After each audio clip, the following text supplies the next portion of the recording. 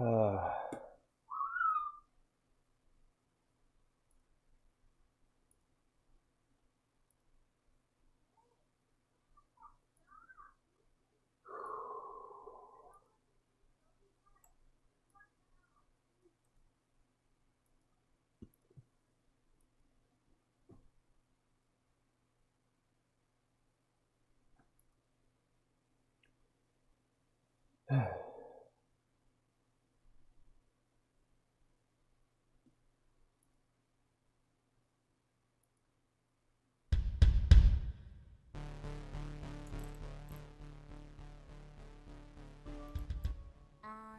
know what to do without you.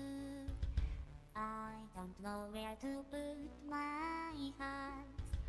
I've been trying to lay my head down, but I'm writing disagree. I don't need the world to see that I've been the best I can be. I don't think I could stand to be where you don't see me.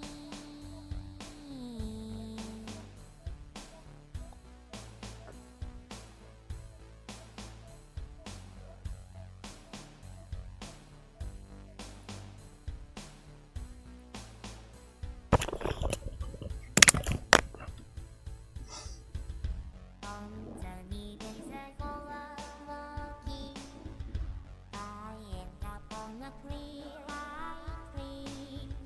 I look up at the sunset light. I miss you more than anything. I don't need the world to see that I've been the best I can be. I don't think I could stand to be where you don't see. And the time comes when you're not yet done with the summer passing by. I don't think I could stand to be where you don't see me.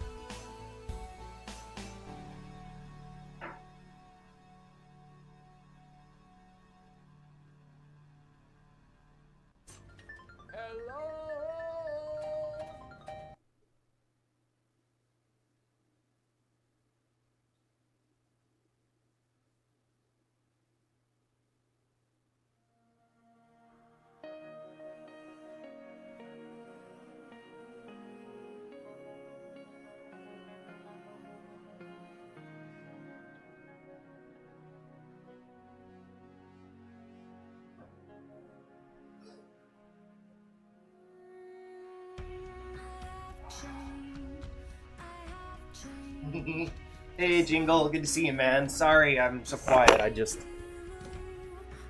I had a hell of a night. So, went to work, did my job. Did a job that just took forever today. It was a huge pain in my ass. Got it done, though. And I had this really good feeling of camaraderie with my fellow workers. Good day. Get home, and I'm like, alright, cool, let's chill. Halfway through the day, my manager messaged me asking me for my email address, and I'm like, okay, this is normal. Whatever. She didn't know what my email was, my HR person, so I gave her my email, make sure that it was on file, you know. However, you know, I check my email again later today when I get home, because I'm like, well, maybe she had to send something to me. And I see a little email labeled corrective action. And I'm just like, oh, fuck me. Yo, thank you for the sub, Jingle. I appreciate it, man. Hell yeah. For some reason that message didn't pop up in chat. What the hell? But I got home to that shit. And I'm like, oh my god. Okay, so yesterday I worked at this just garbage makeup store. Like, and we all, damn fella, you don't have to stream. You can sleep. I took my nap. Okay, so I've been trying this new thing where I do 2 4-hour naps rather than 8 hours of sleep.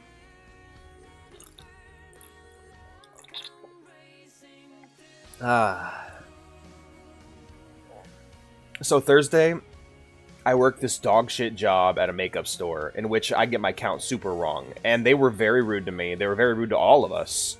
And all of us got our counts wrong. Because of the way the store is. Like, we just fucked up, you know? And rather than letting us correct our mistakes or just rolling with it, they went ahead and just did the job they paid us to do anyway and counted the fucking shit on the shelf. And it's like, motherfucker, why'd you hire us if you were just going to do it yourself? If you're just going to go back after we're done and count our work, just count the fucking inventory yourself. This is the review for Yon Sim, right? What the fuck are you... Sure. Totally. The game actually is less about killing your rivals and more about counting inventory for stores that treat employees like shit. So, anyway, that... you broke me for a second there, TJ. Like, my brain shorted out. But, yeah, so... These motherfuckers are doing the job they paid us to do anyway. So then I get home the next day and like, I'm like, well, shit, well, looks like that opportunity, jeez. They were literally talking about how they're going to hire someone else to do it while we were there. Like, next to us while we're working. So fucking rude. And I'm like, well, fuck them, you know, we don't need them. Apparently we fucking do. I'm guessing what happened was...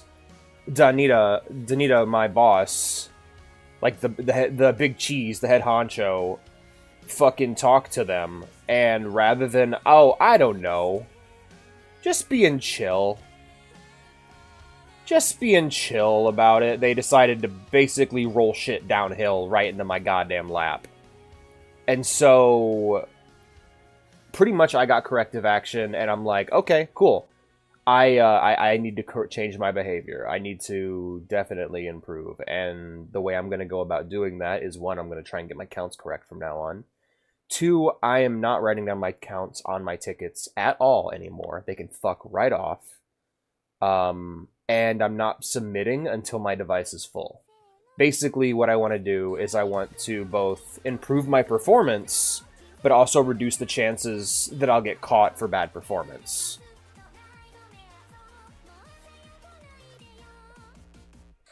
Thank you for the head pats, TJ.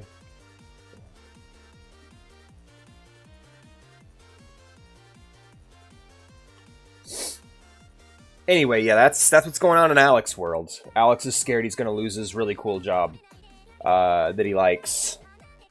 Which I do like my job, don't get me wrong. I just... people need to... Like, if you're working a minimum wage, you really need to understand you're worthless. Unless you're the person who owns the fucking business. You need to understand where you're at, even when you're working with other businesses. Like, do you own the business? No? Then stop being a fucking slave. Think for yourself and do what's best for you as an employee. Unless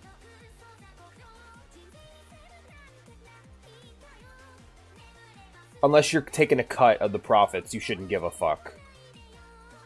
Then again, the person who literally wrote me up was not the manager I had with me that day. It was... my big boss, and I'm guessing I was the sacrificial lamb to keep them working, and I will know that for fucking certain if I ever hear about anyone else there working at that store, or if I ever get it on my schedule again. And if I ever get it on my schedule again, I am not going in. Fuck them. The big boss, yeah, the head honcho, the big cheese, the Noburo Arasaka, you know? Anyway, guys, sorry about that. I just needed to get that off my chest. That was some shit I had to deal with today that I'm not very fucking pleased about. Especially because I've actually been really liking my job, and this is the first negative thing I have to say about it. Today was hard, but I put the work in, and I did my best. And let me tell you, if I would have gotten that corrective action this morning when I got up, if I had checked my email and saw that shit, I would not have even gone into work today. I would have called in.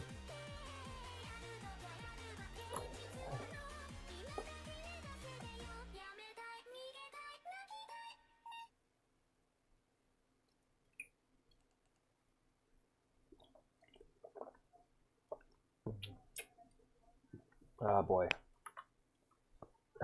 Just send an at everyone ping with nothing connected to it.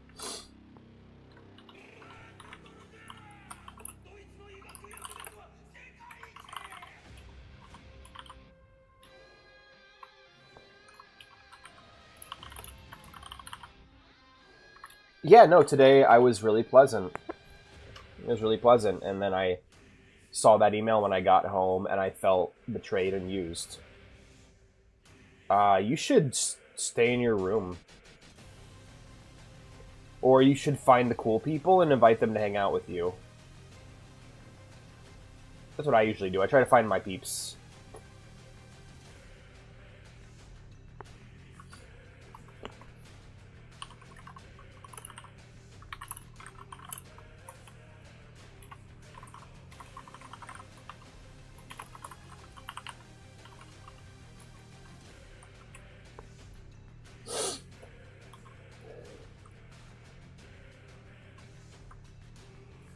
Oh, cool. Soon you'll be able to make my website. You're like, is that all I am to you? Am I your tech guy? Yeah, you are. You're my guy in the chair. You're the guy who says, I'm in. You know, okay, so I gotta tell you guys a bit about this Warhammer book I'm reading. I'm reading the Inquisitor series, which largely follows, you know, badass secret agent types, you know, in the 40k universe. However, it's really funny, because usually the team doesn't have to do the undercover work. It's usually the Inquisitors who do the undercover work. And then what ends up happening is the guys on the ground do all the fighting and the, you know, the bloody work, right? Am I just your tech priest? You're more like my servitor.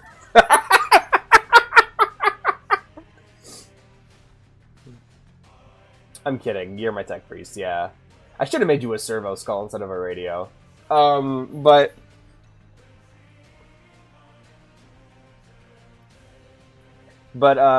so I was reading that, and there's a scene where all of the agents have to go undercover at this, basically they're trying to find out what the hell's going on with this planet and, like, why it's corrupt.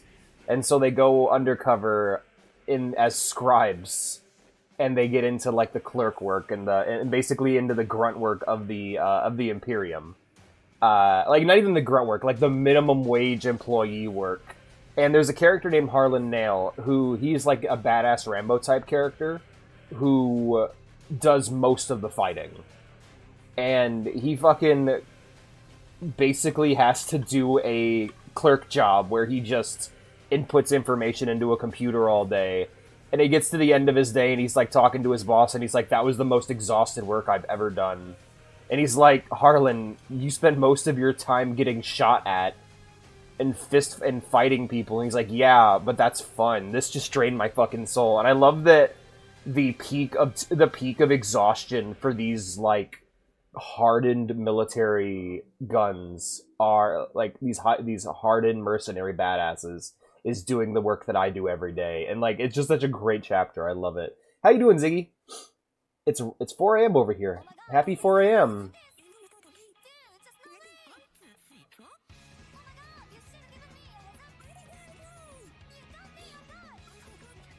It's Red and Yellow Miku singing.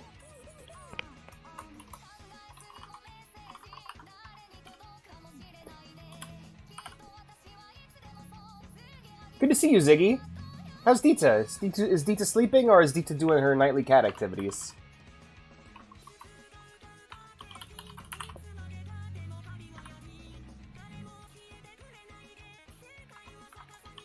Oh, the sun was really cool looking today. So we have a lot of smoke from the Canadian wildfires. So the air's thick with smog, and the sun was just in the sky, but it was dimmed out by the smoke so we could look directly at it, and it just looked fucking red and evil. I loved it.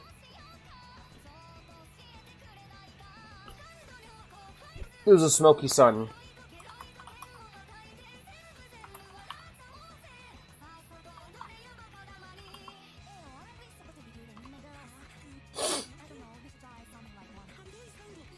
Wait, there's more wildfires? Even if there weren't, I think it's just the smoke moving.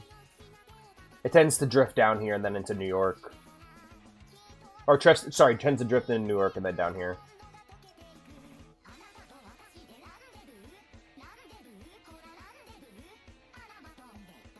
Oh man, that's a good Gatorade. Yeah, so I partied hard last night. We didn't go anywhere. We decided to just stay home and watch. We just stayed at home, played Dark Souls, and watched The Sopranos. It was a really chill day. We wanted to go out, but like, we got really high and I couldn't drive. But oh well. Yeah, I slept in the living room yesterday. The spider's dead, but I'm still scared. The spider didn't do shit. Poor spider. Poor spider. But I understand. You know, I choose not to kill bugs, but I would never force that upon people, you know? Like, I don't like killing bugs or pests of any kind.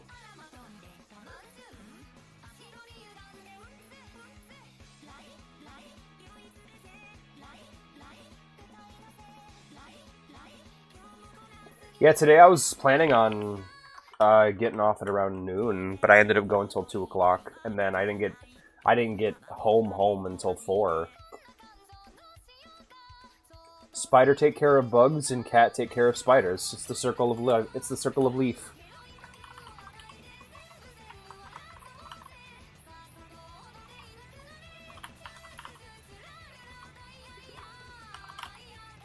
The fact that Morrowind is not constantly and eternally trending on Twitter is offensive to me.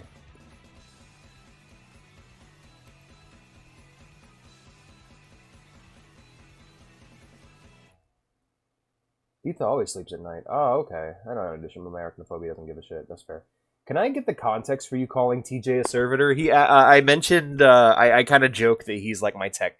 He mentioned he was learning HTML, and then I said, "Oh, cool, you can make my website." I started laughing. It's like I make it sound like you're my tech guy, like you're my guy in the chair, who's just like I'm in, you know. And then he's like, "Am I just your tech priest?" And I went, It's more like you're my servitor."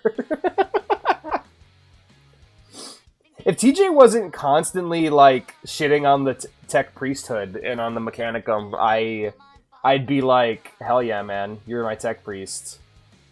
But he doesn't like tech priests. And I feel like he'd be insulted if I told him he was a tech priest, you know?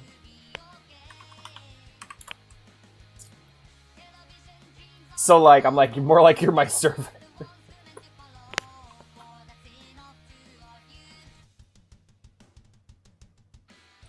Party.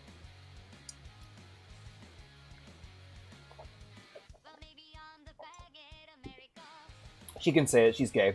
Anyway,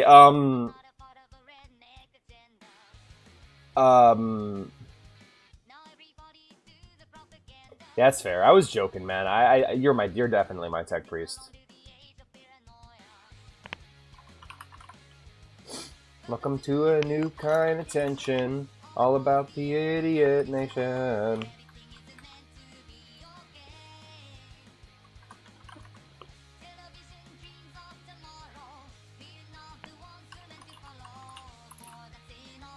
I'm just messing, though. I don't actually think of you that way.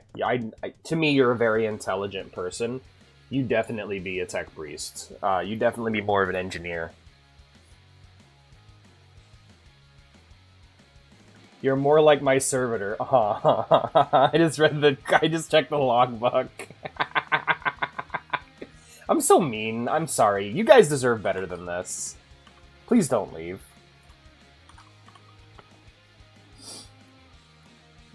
I'll love bomb you later.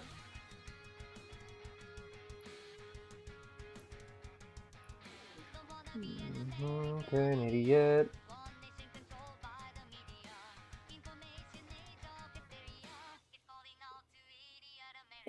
It's the idea that it's the idea that these people in the beginning were I mean, you know the backstory with the tech priest, right? Oh, well, that's okay. That's okay. I almost called you Dita. That's okay, Ziggy. You did good work. Oh, I just had a really creepy moment. Oh man, a car just drove by and it caused a glare on my window that showed me a reflection of my face. And it looked like there was a person peeking their head into my window. I live on the second floor. I'm yeah.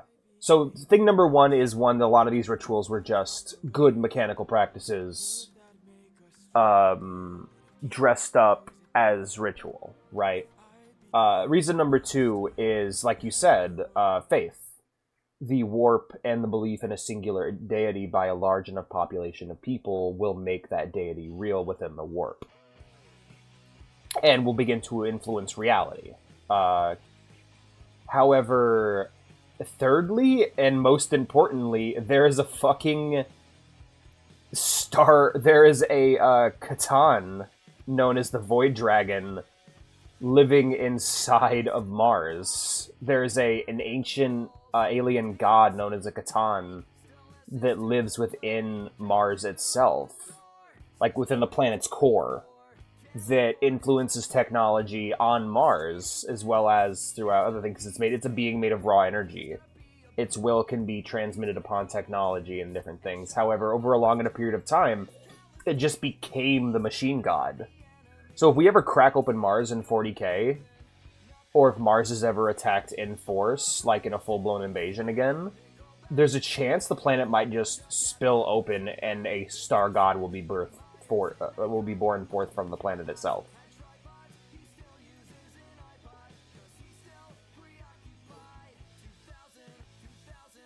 Yeah, exactly. That's kind of the idea. That's the idea, Ryvon. All right, good luck sleeping, Ziggy. Have good kitty dreams. You and Dita get cozy and have good dreams. Yes, that's correct, Ryvon. So, and the final thing is that to the Mechanicus, the idea of information without ritual, the idea of secular pursuit of technology is bad because that's what led to AI. That's what led to the dark age of technology. That's what led, because like, well, you know what's crazy about AI in 40k? Before, the reason why the AI is outlawed isn't because the AI went insane or anything. They didn't break.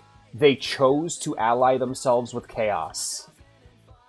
The most logical beings ever created, the Men of Iron, chose chaos over the Imperium. Chaos can't influence things that don't have a soul. They can't influence a soulless sentience.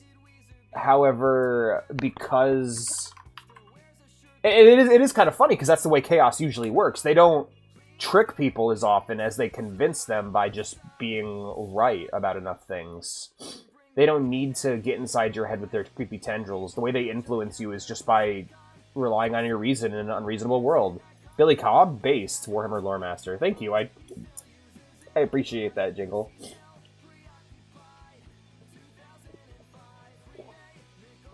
Ooh. Myers in that Kanye clip. Continuing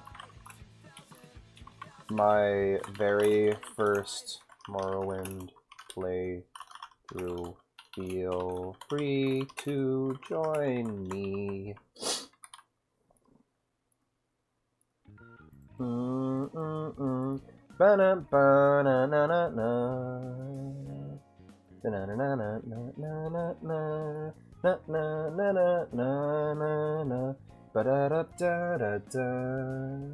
They rely on reason? Damn. Yeah, that's the crazy thing about chaos. A lot of times, because the Imperium is unreasonable and they don't tell people why they're doing what they're doing, like what I'm doing to you guys, and you guys look at something crazy and go, that's silly, why is it like that? I go, well, here's the very good in-lore reason why it's done.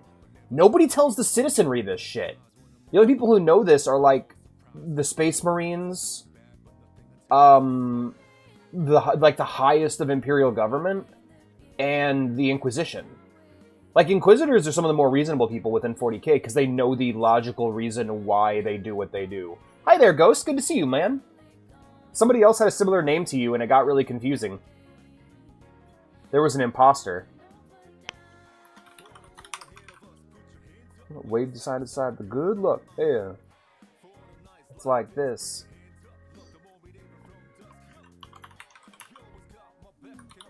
You got your back. Don't you worry about that. It's gonna be a good day, good night. It's gonna be a good day, good night. I will deal with them. Loads gun. But pretty much, because the Imperium is actually like, they're interesting. Like, one of the craziest thing about the Imperium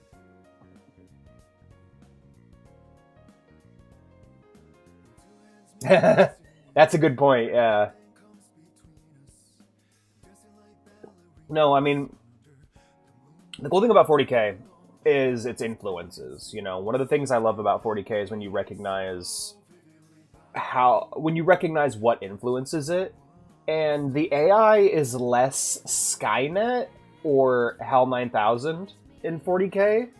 The AI we see in 40K is far closer to Am or Shodan, where they are these very egotistic, these mad geniuses who are driven mad by their treatment, or driven mad by their own existence rather than any sort of negative treatment they receive from humans, you know? Like, I don't know how the Votann have been categorized, but the Men of Iron, whenever we get the slightest glimpse at them, they're always these very, like, angry, vindictive, mean motherfuckers getting back at the Imperium for shit that they probably deserve. I think, I don't know what the Votann are like, but I really hope they're just, like, mean old men. Like, I want them to be vengeful. Is there stupid AI? Absolutely, and that's the most popular kinds. The Imperium loves stupid AI. They love lesser AI that does very simple, specific things. That's the kind of AI they keep around. So that's the kind of that's what STCs are. Very simple AI that does a single task. This thing is a person. It has its own personality. It has its own beliefs. But all those beliefs have been engineered to make tanks. This thing, its entire meaning, its entire existence is to create tanks. You plug this thing into a factory, it will begin to change the factory so it can make tanks. What would they do with GLaDOS? GLaDOS would probably kick their ass, but also, like, they're a lot... Like I said, the AI... Honestly, GLaDOS is a great example of what the AI in 40K are like. And it's worked mostly well so far. That is absolutely the same. It's very similar. Yeah, the idea that something that was once this great, powerful thing has been reduced in order to be effective for the current Imperium. Sorry, I just heard some kids screaming outside, and I'm just like, I really hope that doesn't pick up on my mic. Good little girl.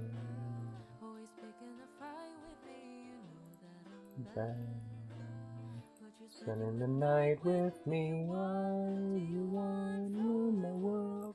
You're a good little girl. Anyway, one more tank and the tank god will notice me. Notice me, tank god senpai. No, there's no gods, or I mean, like, sometimes for them, absolutely, but no, everything in the Imperium is a reduced version of something that was once great. Once greater. That's why everything looks so old, despite it being super advanced technology, like millennia ahead of what we have. It's the idea that everything is salvaged, everything is found, and everything is coded in the current culture of the Imperium, which is the religious mindset. And the people are like, okay, well, what's with all the religion, you know? It's necessary. There was a time where the Imperium was secular, and that's what led to the Horus Heresy. Both internal struggles, but also because you can't deny chaos with nothing. You basically need to, in order to defeat a chaos god, you need to worship a different chaos god. The greatest weapons against chaos are not secular space marines, it's inquisitors, imperial saints, priests. The emperor does in fact protect, whether he likes it or not. He's real, and he is a real god that does real shit in the universe. I'm sure at this point he's accepted it, but back during the heresy he wouldn't.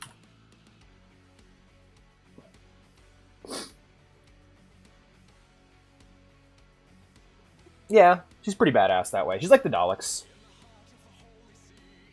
In the home of Christianity. Good song, by the way, to play while we're talking about 40k.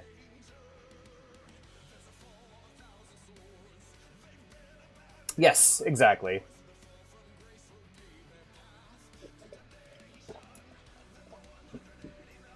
It's the idea.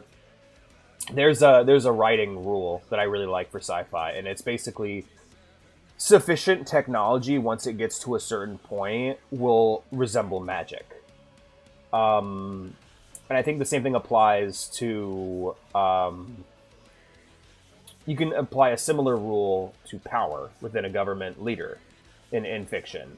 Sufficient power in government, or power just in general, will begin to resemble a god after a certain point, or some sort of faith thing. Be it a saint, a god, a demon, an angel, whatever.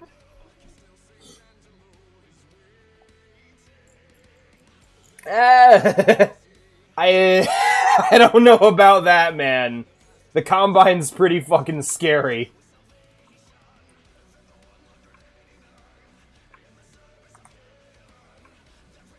The Combine's kind of terrifying. Yeah, after seeing Celestine. The greater demon of the Emperor, Saint Celestine. Also, the fact that, like, the fact that Imperial Psyker powers, miracles, don't get affected by blanks or the Pariah Nexus makes it super effective. Like,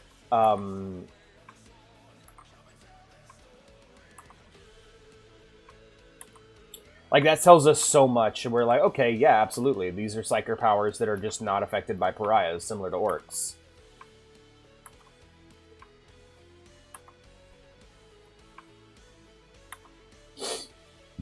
The problem with the anti-Combine weapons is that the races that fight within the Combine are not the Combine. They're slaves. Like, the idea is that it's an alien slave army serving a ruling noble class. It's like if you were to make anti-elite weapons or anti-Sangheili weapons when fighting the Covenant in Halo. They would just switch to brutes, you know? They would just switch up their shit. No, but that doesn't matter that they're slaves or not. It's the idea that they would just change their frontline troops to something else. They would start teleporting in Vortigons again, or...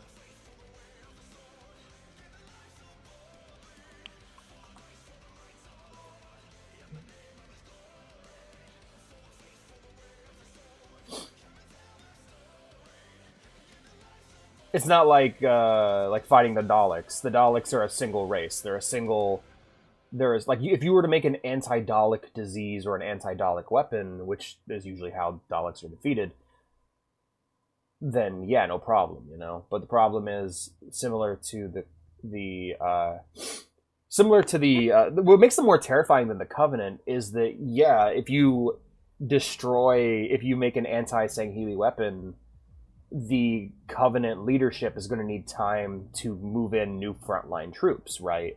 That's a big part of Halo 2, and a big reason why the Covenant loses is when they make the switch from elites to brutes, they leave themselves wide open. But the Covenant are like gods. They're terrifying. Who wins between Gork and Mork? Whoever has the fightiest orcs fighting for him.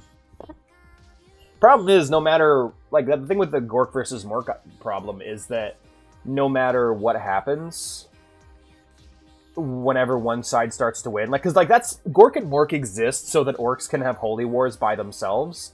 The inevitable clash between Gork and Mork is a single war boss, a big orc like Gazgul, rising up and ruling the orcs on behalf of both Gork and Mork.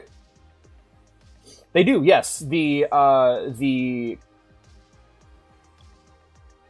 It's really great, Ghost. It's one of the best things about the game is you feel like you're fighting an actual enemy army. It's really great. They have all their weaknesses are based off of strategic weaknesses that somebody would actually possess. Like, when you, in Halo, when you kill an elite commander, the aliens that are the grunts that fight under them will run off and freak out. Same thing goes for the jackals.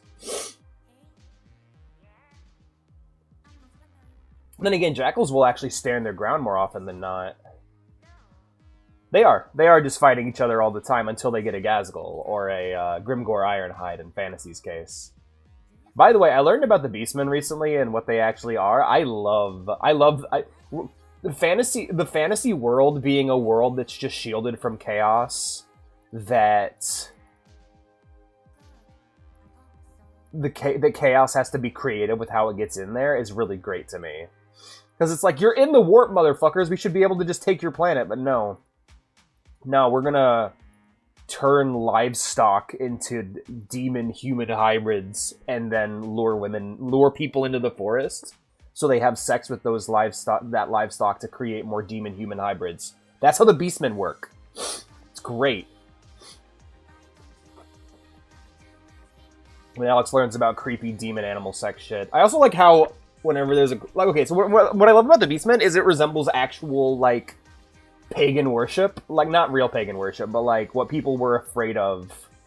Basically the Satan... It resembles the Satanism that people from the Renaissance were afraid of, you know? It's really cool. Sorry about that. I just thought I'd talk about it. Sorry for talking about the demon livestock monster men sex. The furries in chat are like, no, do go on. Do go on. Tell us about Black Phillip, Alex. As they slide out of their pants. As they slide out of their fursuits.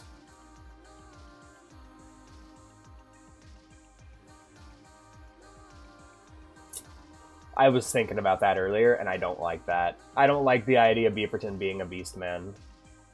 I know that's what the Tauren were based off of, but, like... Well, it's funny, I could say, like, I like to think of Beaverton as something more innocent, like the Minotaur, but that came from a lady fucking a bull, so, I mean, I think the Felinids are funny. Apparently in lore, they've been getting some actual lore lately, and, they're badasses. They're like, I actually based my Felinid lore off of some recent lore developments in 40k, but basically they're badass soldiers. They're basically badass. They're like the Cheetah Men.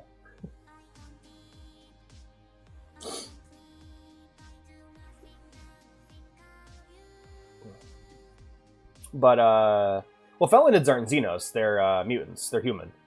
They're known as abhumans. Yeah. No, that didn't happen. I mean, I don't know. I feel weird to be like, the bull of Minos. Yeah, that didn't happen. Like, fuck me. I'm not gonna do that. It's a cool story, but I mean, innocent is the last term I'd use to describe the Minotaur. Well, I mean, when you see them in Oblivion, you don't know the story behind them. They're just big buff cow dudes. You're like, oh, cool, big buff cow dudes. Moving on, you know? You don't think about it, and then you learn about the Bull of Minos, and you're like, okay, that's tainted.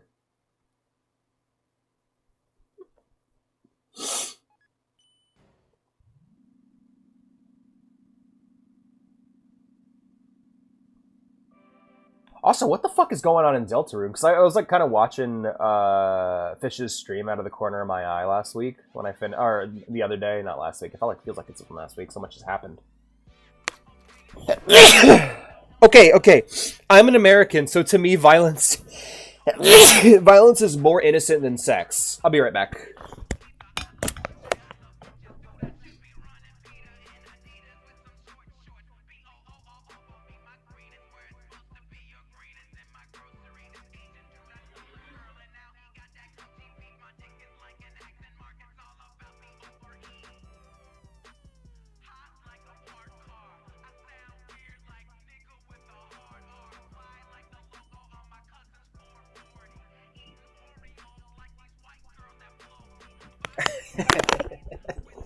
Like, when I was a kid and I saw Predator 2, my dad let me watch everything in that movie except for the scene where the lady is having sex with that guy with their big floppy 80s titties out.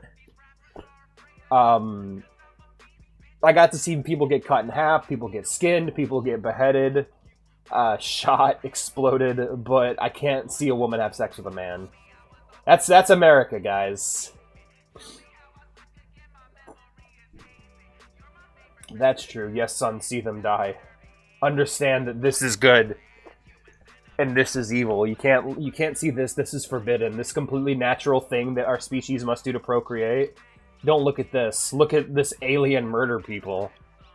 Yeah, that's America for you, by the way. If you're ever wondering why, if you want to talk about something fun, like, see, that's the thing. I'm okay with people talking shit about America if what they're talking about is real. That is a very real thing.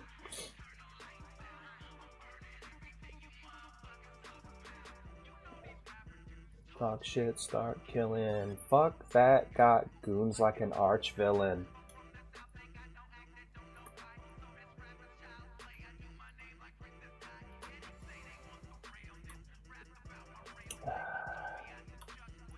But yeah, like, Corn worshiper talking to his son about, yeah, my dad was a follower of the blood god Corn. Whoa, Alex, Mr. Alex is live. He is, yes, on Kick. Everyone go over to Kick. Everybody move. No, I'm kidding. Stay where you are, stay where you are. I recognize the two can be no girls, my dick is in the building.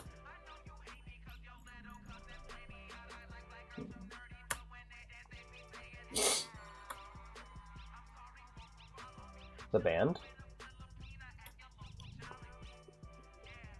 The Chaos War band? Absolutely. I don't talk soft. That's that other guy. I don't know what that part of the song's about. I know the meaning of every lyric in the song except for that one. Gave the beat and murdered it. Casey Anthony. Jeez. You too, huh, Foxeltrot? Well, you're here, man. You're here, you're safe, you're warm. Go ahead and curl up next to the fire. Let the flames of the bonfire warm your fur. And I will share with you a story of Tamriel.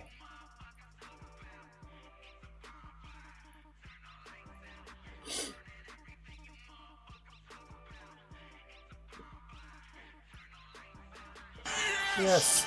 Yes!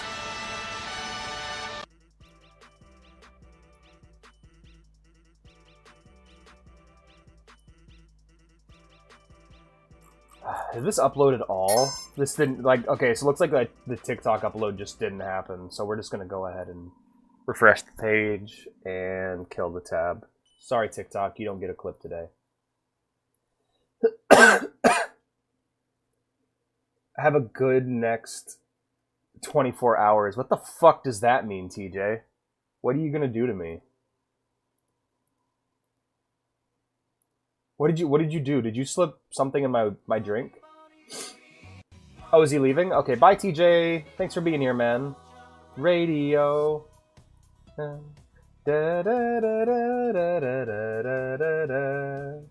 Oh, for real? Okay, fair enough. I'm gonna go top off my Gatorade glass real quick. I'll be right back. Okay, keep watching the stream while you sleep. Good night. Be right back.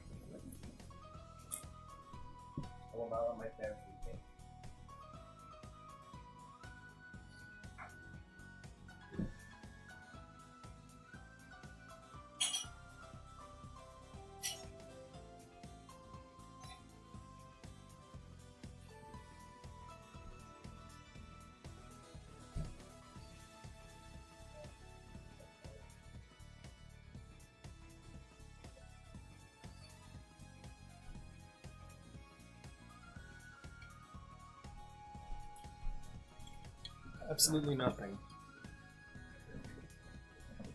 What the fuck? Don't say that.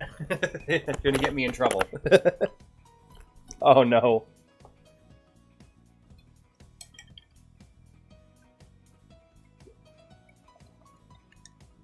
I don't like... Yeah, I don't like what TJ said, and I don't like Fox's comment that my testicles are safe now. That's deeply concerning. Why is my mouth not moving? Test, test, test. Wow, I think my mic completely disconnected from my VTuber app. How about now? Hello?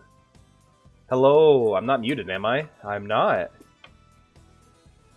That's weird. Huh. Okay. PNG Tuber Plus, you were supposed to be better. What the shit is this? 4 USB device audio. Yeah, that's correct. Alright,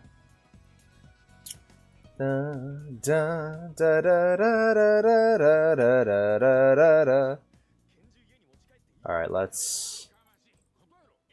It doesn't detect my mic at all. I'm gonna have to reboot this app. My mouth's not moving, guys. I'm scared.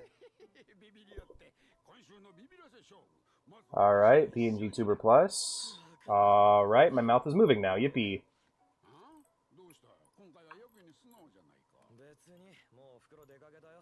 Why did you get folded in half for a split second? It's what I deserve.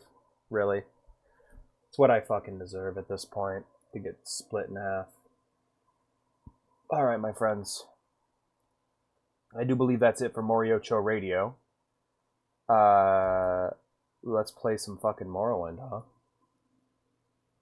Thanks, you too, man.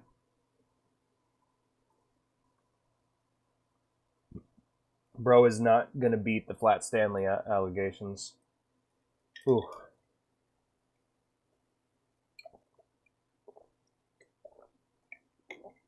Oh.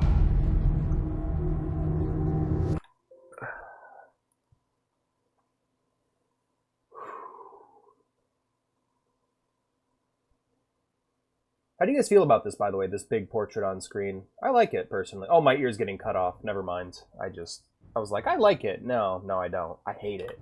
I fucking hate it, man. I can't stand it. I know you planned it.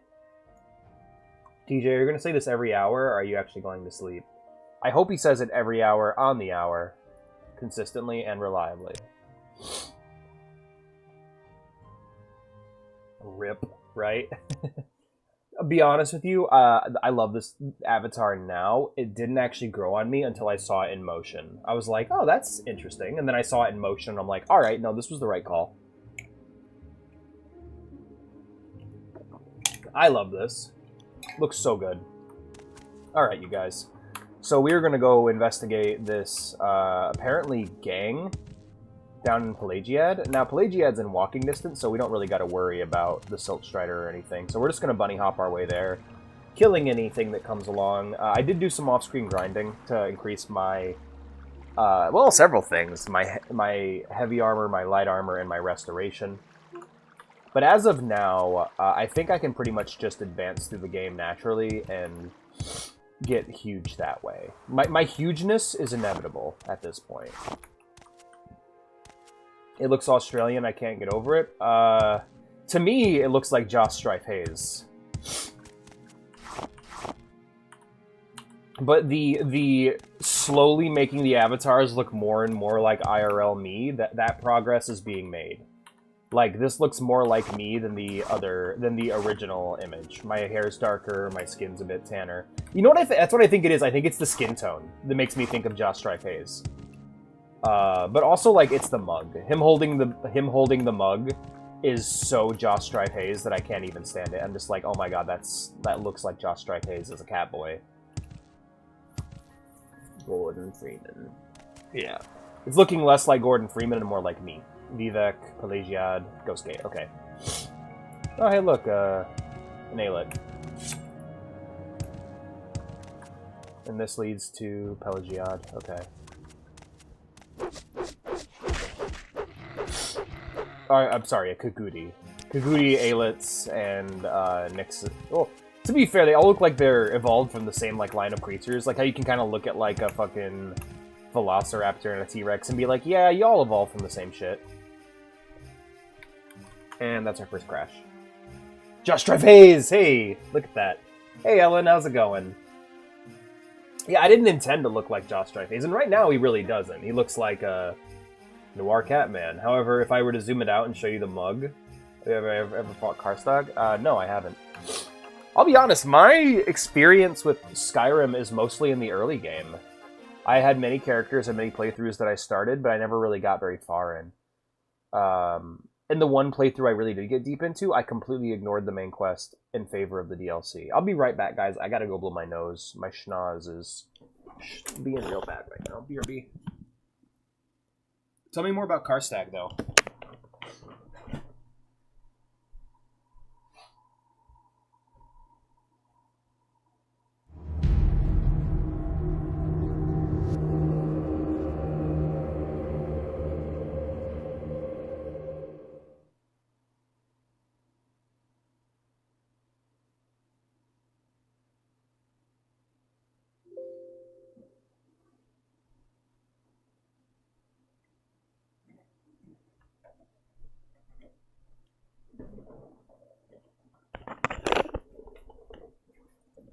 Oh, that's awesome. So he's like Umbra? Or is he wielding Umbra? Yes. So, I love Josh Striface. I like his videos. His fucking series that's titled "Is It Good?" I think it's like "Is It Good?" has inspired me to try to make my own series of YouTube shorts simply called Save You a Click YouTube, where I look for... if you guys are familiar with Save You a Click Gaming, it's basically going to be that, but it's going to be my voice in a deadpan, basically just being like, Dawn of War, is it good? And it's just a picture of the thumbnail of the video with me just going, yes, it's good. No, it's not good. Yes, it's good. Just answering the question so you don't have to watch the video.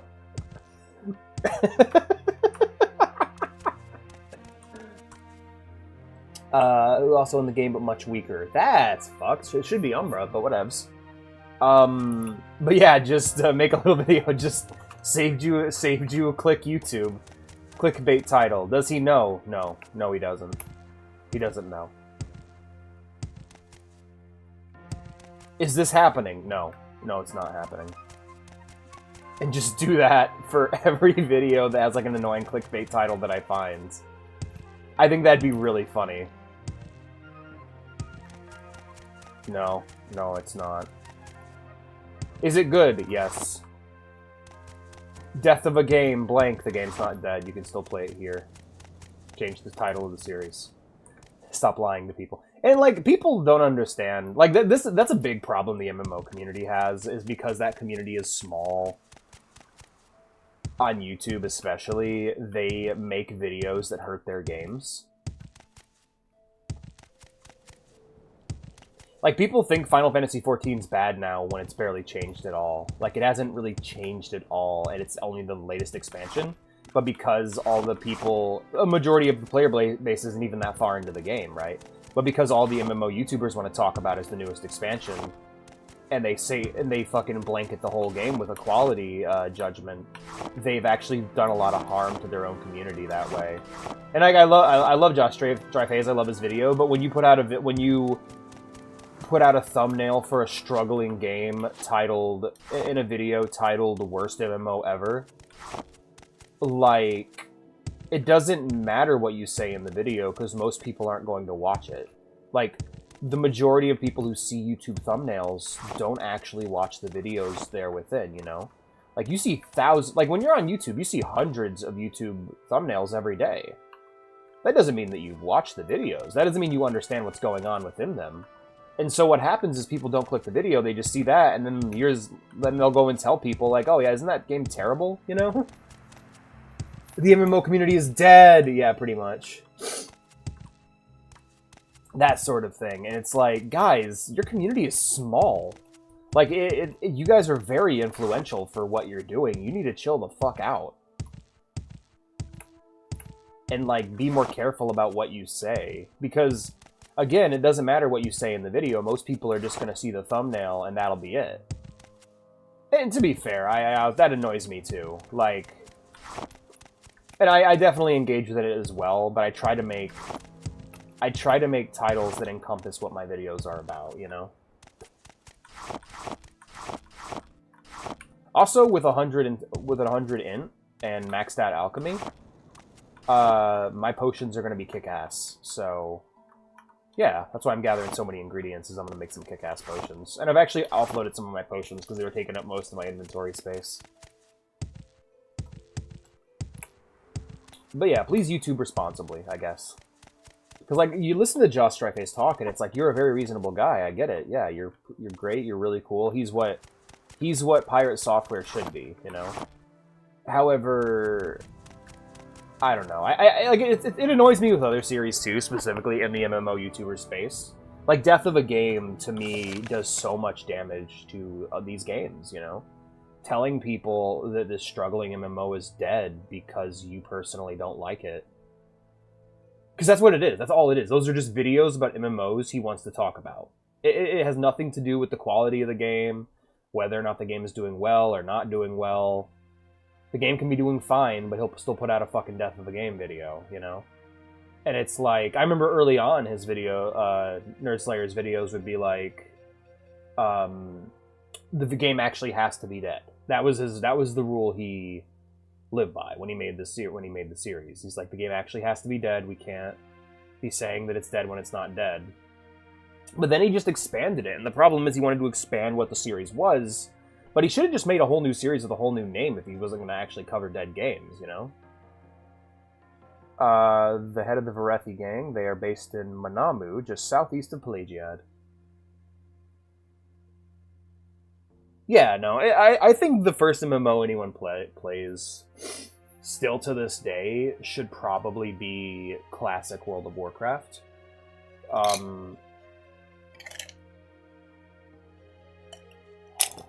I love 14, don't get me wrong, but that is a weird game.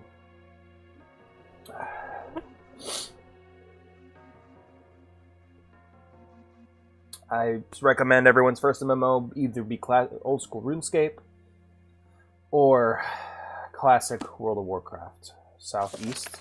So that would be this way. That would be the way of Manamu. Looking for Manamu. Looking for Manamu. Yeah, RuneScape's a good start. Hell yeah. No, RuneScape and classic World of Warcraft is what I'd recommend people start with. It's just a good round experience that most MMOs will be based off of. Because of the titles and when they came out, they're very influential, and they're being maintained to this day. In World of Warcraft's case, in Classic WoW's case, by a fan community. By the way, the best way to experience Classic WoW would be on a private server titled Turtle WoW, if you guys know it. That's what I like to play. Okay, if I cleared this, then I just need to go back to Balmora and talk to. Yeah, I totally cleared this, didn't I? I need to go back to... Wow, are you serious? Let me double check real quick. Yes, I totally cleared this. I just wasted all that time walking. I'm so sorry, everyone. Yeah, I've heard good things about Star Trek Online. I've heard good things about SWTOR. Basically, if you play WoW and RuneScape, you'll be well equipped to understand the rest of the MMO Magic genre. is my specialty. You know, it's like playing Doom, and like how playing Doom or playing Halo or Call of Duty kind of like helps set you up for the rest of shooters. If you play Doom and you play Call of Duty, you'll be pretty set to understand most FPS games out there in terms of single-player games. As for multiplayer games, well, that's a whole other discussion. I guess in that case, you'd play Counter-Strike and TF2 are the ones I'd recommend there. When it comes to arena shooters, I'd recommend Halo because it's still the best one on the market, and especially because Splitgate just died. I'd recommend the Halo MCC, of course, not Infinite.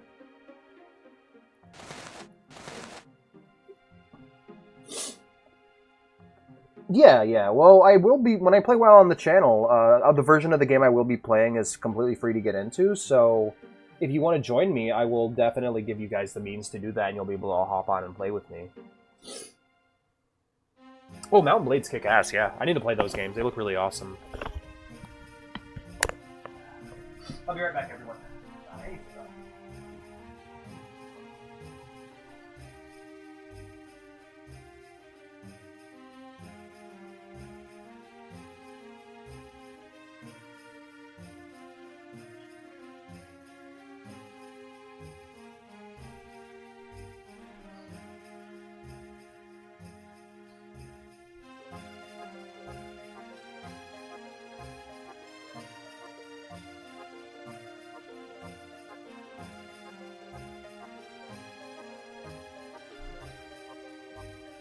My house, in the middle of my house, in the middle of my house.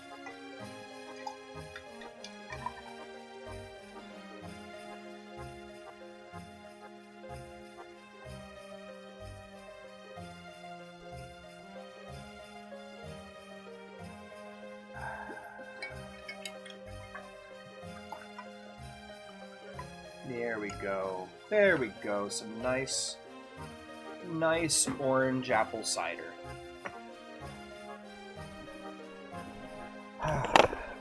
I'm back, my friend. Sorry about that.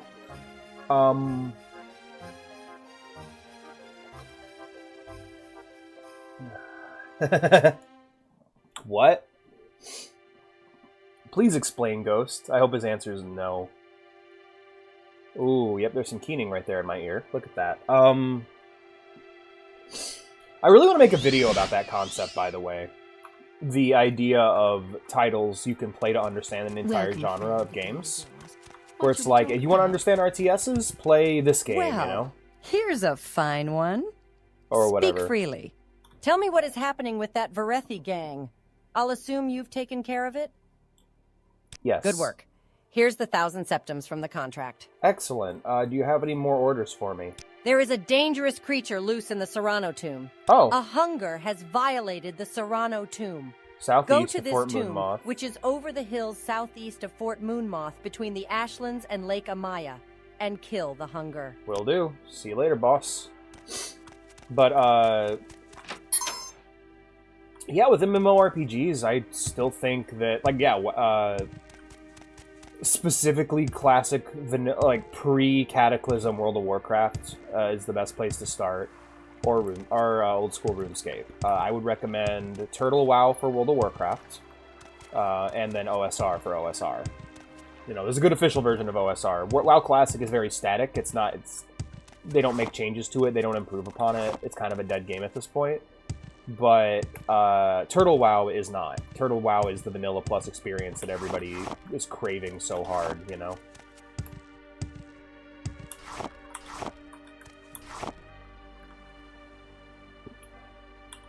If you want to understand why people like the thing, those are definitely the games you want to play. Web fishing is also a really good start if you want a very cheap, simple alternative.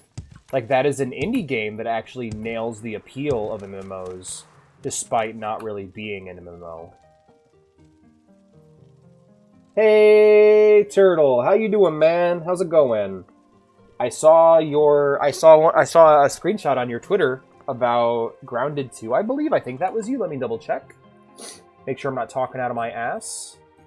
Talking out of my ass. Oh, hell yeah.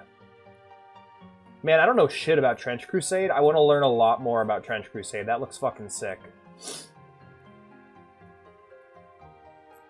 Well, maybe I'm talking out of my ass. I don't actually see it.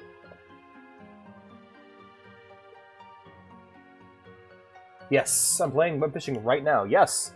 Yeah, like, if you want to understand, like, what is the most stripped-down core appeal version of MMOs, play web fishing. Also, how you doing, Turtle? It's great to see you. And the Emperor's law. You like my new avatar?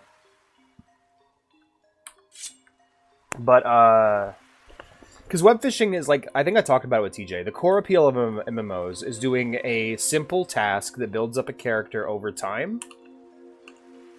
Specifically MMORPGs, but also it appeals to other games as well. Like, rarely do MMOs have no form of progression whatsoever. But it's about slowly building up a character that is yours, and as you go further into the game, it becomes more unique to you. Uh-oh. Ow. And doing repetitive, simple, but fun tasks while talking to a group of people.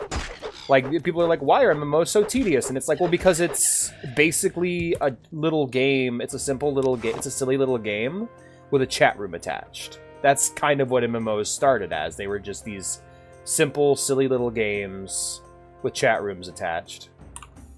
And so they're meant to be played while you're yapping to your friends. Oh, there's Arkan fans. I guess I'll just keep going in a straight line, and if I don't find it, I'll head back to Moonmoth and recenter my location, recenter my search there. Uh-oh. This is gonna hurt. Barely.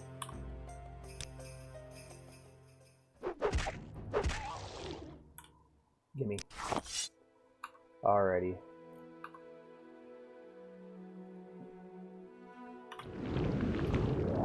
But yeah, that's a thing for a bunch of genres, is like getting into them. I'm also really sad that like cool, like I'm tired of these really cool indie alternatives to games getting shut down or ruined. I'll be right back. I'm just gonna grab the whole fucking roll of toilet paper.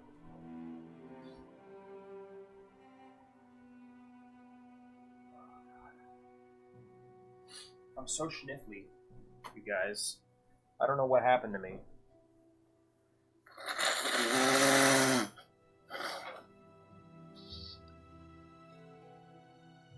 My nose is full of snot.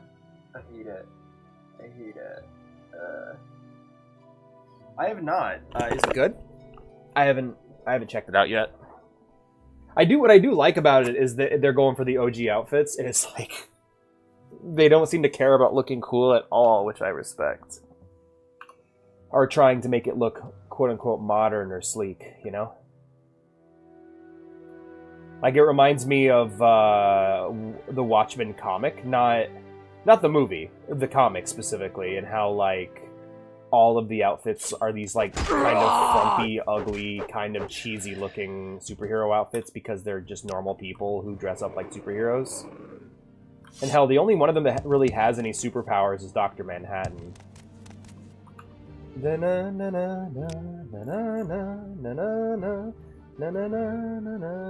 there's the Serrano Ancestral Tomb. Alright, it's right down the road. It's the fault of the air. Punch it. I will. Yeah, I almost went and saw Superman yesterday, but Veo wasn't really interested, so we decided to stay home. Yeah, honestly, having a date that starts with us getting super duper ready and then deciding to stay home is a little bit of a disappointment, but at the same time, like, we had no reason to go out other than to get the food we wanted, and I had... Basically, I wanted to save time and gas money, so we just ordered it all off of Grubhub. And I have Amazon Prime, so I was able to get free delivery, which is awesome.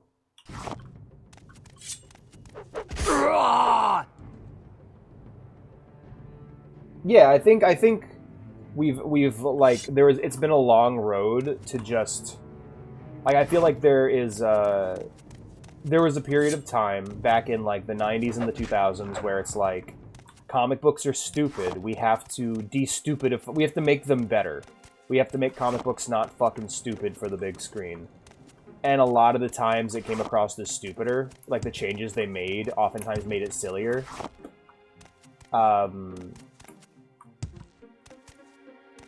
And so just embracing that silliness, embracing that cartoony, colorful comic book world, especially for things that rely upon it, like Superman or the Fantastic Four, is a really great thing. And I'm glad that we're finally doing that. Kind of, you know, like it started with Marvel, and it kind of, like with the Avengers, you know, specifically trying to... Like, I feel like the Avengers and, like, the Marvel humor being as funny as it is, like, that's comic books, man. Like, some people don't like it, but, like, that is what it's like reading comic books consistently. Snyder fans are distraught right now. Yes. I don't understand them. Those movies are terrible. I don't know what to say other than you guys have bad taste, and you guys are putting on a lot of work and spilling a lot of ink protecting something that does not deserve to be protected. Hi there.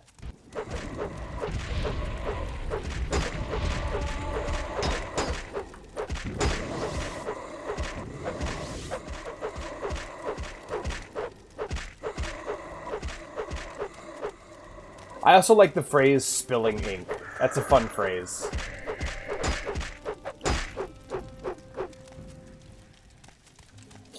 They've been distraught for a while, though. Like, my I don't know what to say other than Snyder's interpretations of these characters are not why I like these characters at all.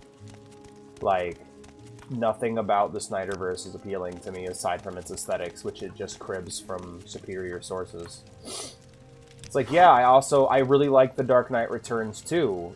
I wish you understood it. That'd be great, you know.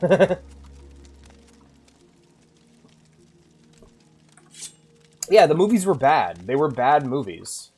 I don't know what to say. Like I heard Wonder Woman was good. I didn't fucking see it. Because when every movie that comes out about a certain brand is bad, you stop watching them after a while.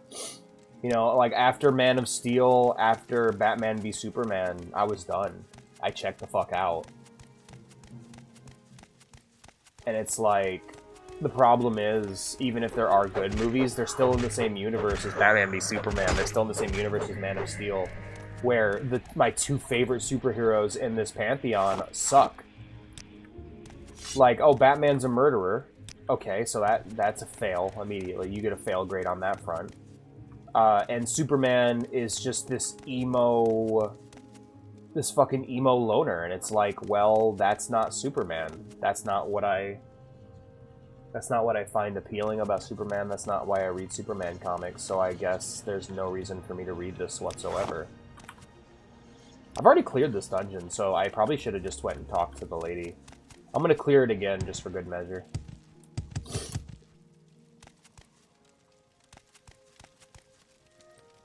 Hell yeah. No, Henry Cavill was he would have been a great Superman. Poor guy.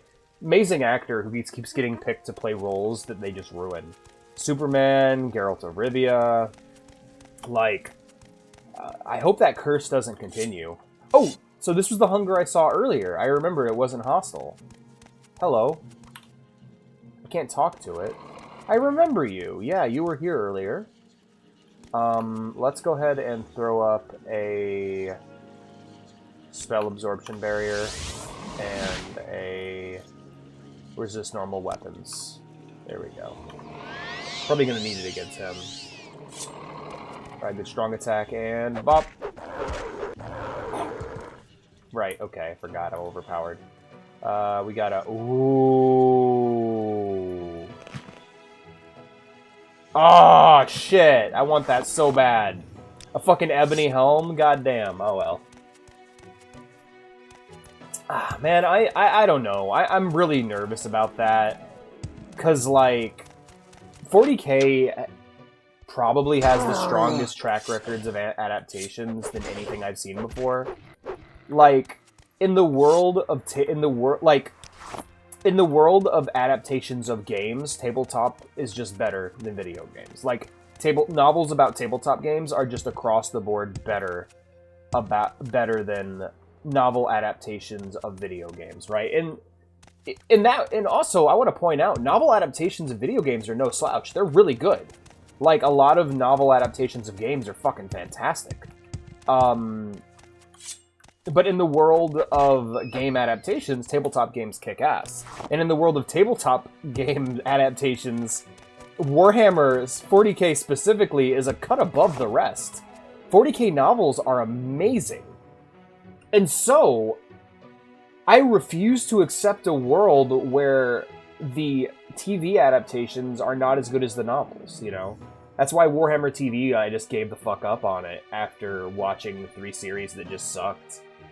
Like, hey man, if it's not all going to be as good as Astartes or if the Emperor had a text-to-speech device, I'm out of here. Fuck this. And that's kind of how I feel about the Amazon thing. It's like, hey look, are you going to make...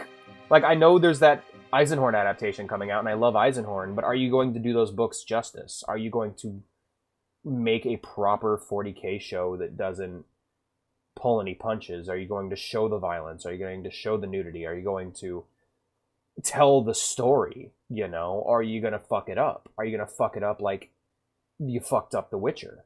You know, I don't trust anyone to adapt that, especially 40K. And especially with a series as detail-specific as 40K.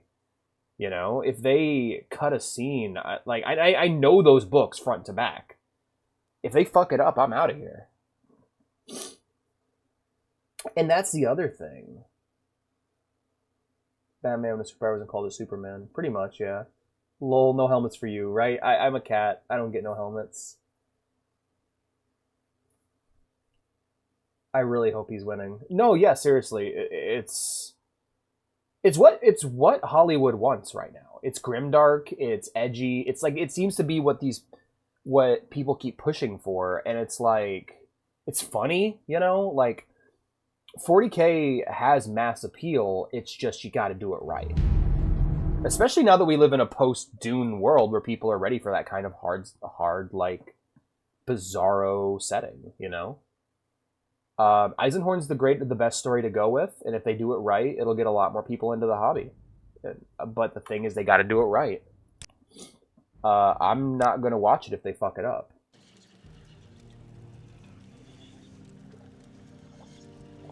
If we get to the end of episode 1 and it's some bullshit that's not from the books, I'm out of here. Like, that was the problem with The Witcher, where I'm just like, why don't you just adapt the fucking books? Why don't you, like...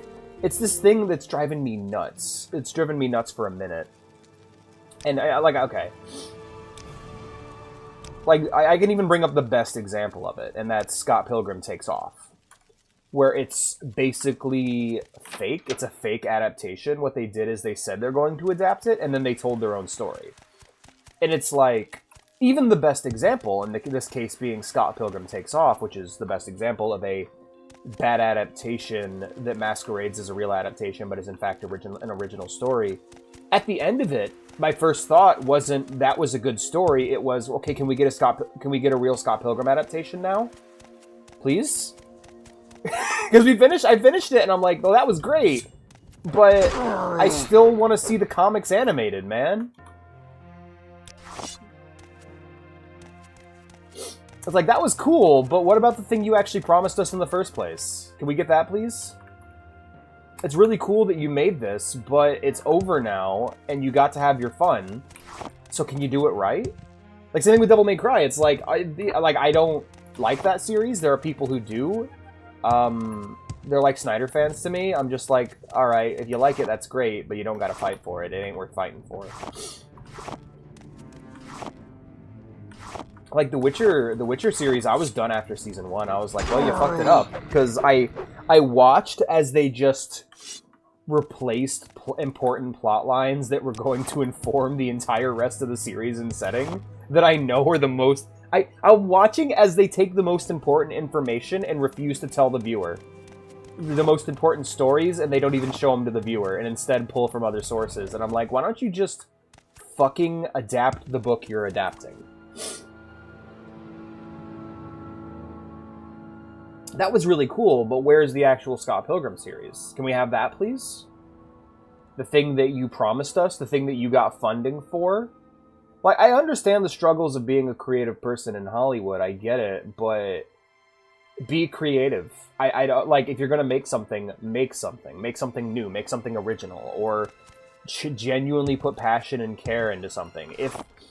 If it wasn't sold as an adaptation of Scott Pilgrim and was instead sold as its own original thing, that'd be fine, you know? If they wanted to make an original grimdark series about the clash of the US military and demons, where the demons are portrayed as sympathetic, I'd love to watch that. You just don't call it Devil May Cry, because that's not what that is. Tell that story somewhere else. If you want to make a story about a sad man with superpowers who doesn't understand humans, then, I don't know, man. Make your Omni-Man series somewhere else. You don't gotta call it Superman. You don't gotta call it Man of Steel.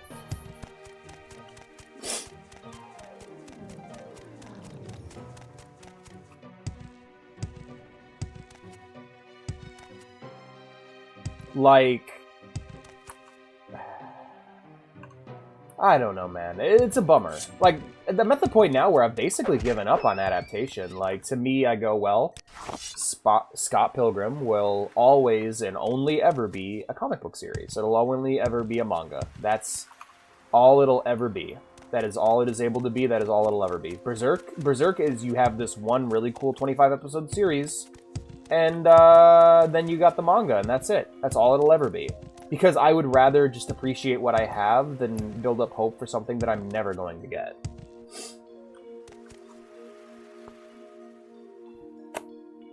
Well, the good news is the series that they said they're adapting. Like, I really hope that the series that Henry Cavill is working on is Eisenhorn. That's a good one to get people into, because the main characters are, like, really good people.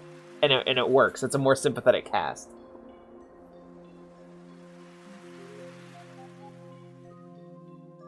Then it became the Ramona show. Yeah, and I loved it for what it was. I just wish that I knew that's what it was to begin with.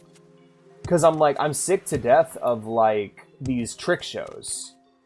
I'm sick to death of, like, the Witcher show coming out and not actually being The Witcher. Especially when I've read the books, and my first thought when I was reading these books is, like, this would make an amazing TV show. If you want an example of what The Witcher show should have been without playing the games, there's 2 anime movies, The Nightmare of the Wolf and Sirens of the Deep. They are, one's a completely original story told in the timeline that is amazing. That'd be Nightmare of the Wolf. And the other is a retelling of a story from the books with changes made, but they were positive changes that improved the story and made it better. They took a weaker story from the books and improved it. And it's like, hell yeah, man. As for forcing real-world stuff into 40K, I don't know, man. I can't even think about what that would be. Well, I find myself in pleasant. If you want to make choose to share your time with nobility me. on Hubris and Eisenhorn look kind of like Trump, go for it. I don't give a Stay shit. as long as you like. Half the time, the quote-unquote overt political messaging people are so to worried share about your time with me? is You humble me. stupid shit Did said you by find the time in your people who make schedule the to visit show the Serrano that tomb doesn't yet? actually go into Give the me show, the status. you know? If you want, yeah. If you want a good Witcher TV show, watch a playthrough of The Witcher 3, I guess.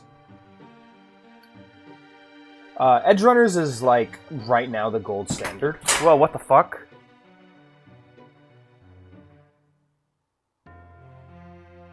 God damn it, Liara. You knocked down my fucking Nami figure again. I'll be right back, guys. Did you break my other skeleton? No, you didn't. Good. Hey! Oh my goodness. Bea. Wow. Aw, what a sweet girl. I didn't even notice that she did this. His leg's still broken, though. That sucks.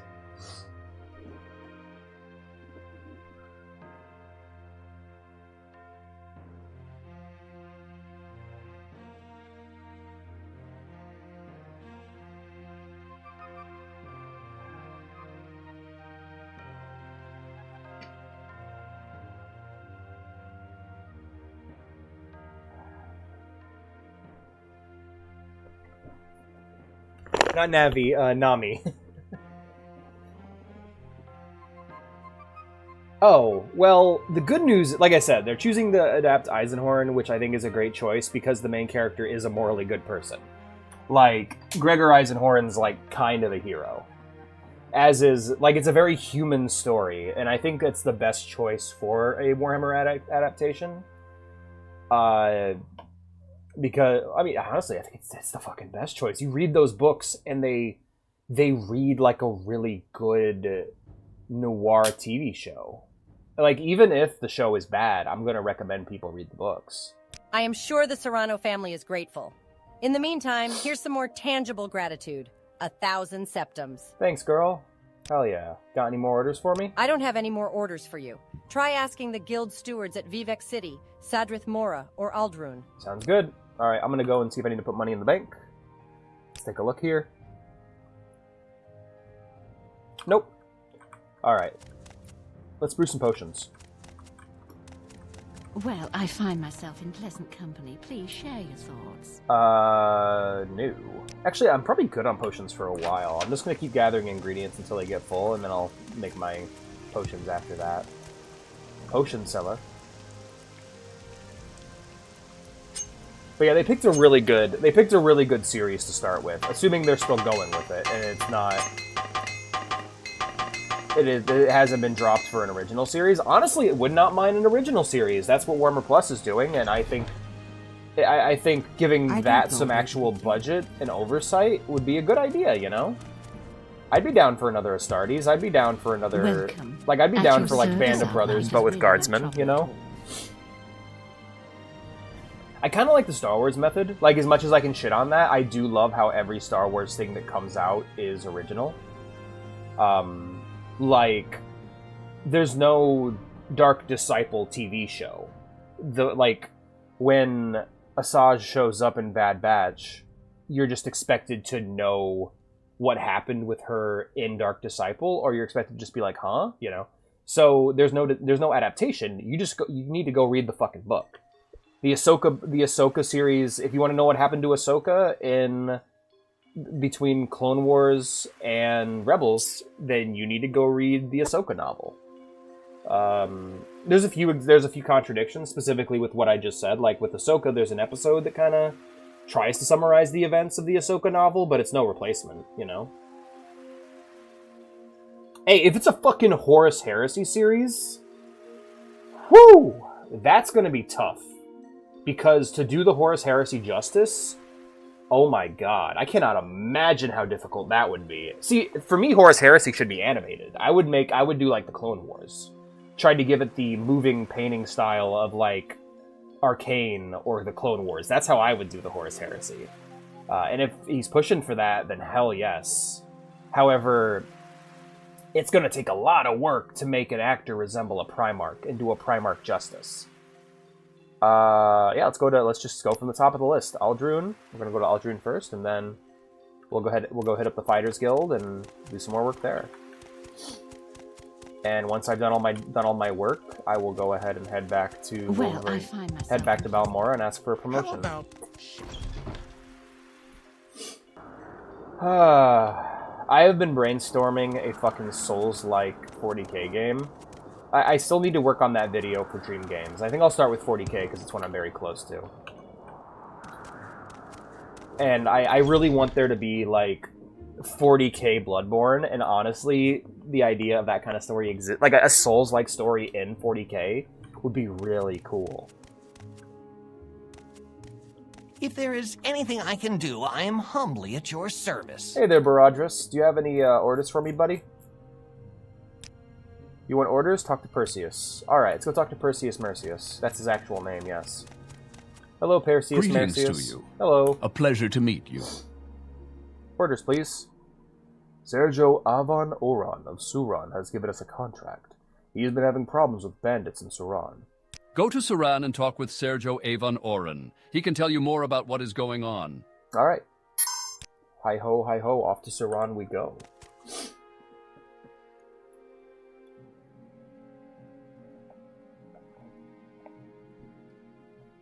Ryvon, you would need the runtime of One Piece to show everything that goes down. Like you're seriously lowballing it. Yeah, every episode would have to be at least an hour long. We're talking Game of Thrones. Like basically, you would need to make 40k Game of Thrones. That's a hell of a place to start, and it doesn't flow as nicely as Game of Thrones either. Like there's perspective changes between books, which would mean perspective changes between series. Good day, stranger. Welcome to Aldrune. I'm the local caravaner, and I can tell you about Siltstrider travel if you'll tell me your destination. Are you new to Aldrune? Which would mean perspective changes between entire seasons of television, you know? It's crazy. It's literally the hardest thing they could do. Which means they would have to have the same limitations as Game of Thrones, where they couldn't show battles, and a big part of that series is battles. It's not the most interesting part, and you could definitely trim it down, or just use CG for the battle scenes and have everyone wearing helmets. That wouldn't be a bad idea. I would prefer practical effects, but I get, if you wanted to do it justice, you'd probably have to... Alright, so I'd go to Balmora and then Suran. Yeah, they'd have to, even if, yeah, and I don't want that. Like, if they're gonna adapt something, they need to do it right. And that's my mindset, is it's like, if that's what Henry's fighting for, that would be utterly fucking insane. And not to mention hard to understand. Like, Horus Heresy is not a beginner-friendly series. It's a prequel series, don't get me wrong, but it's not beginner... What is it, traveler? What do you seek? Do you seek freedom, Hool? Do you need to be freed? Are you okay? What was her crime? Why did they lock her up?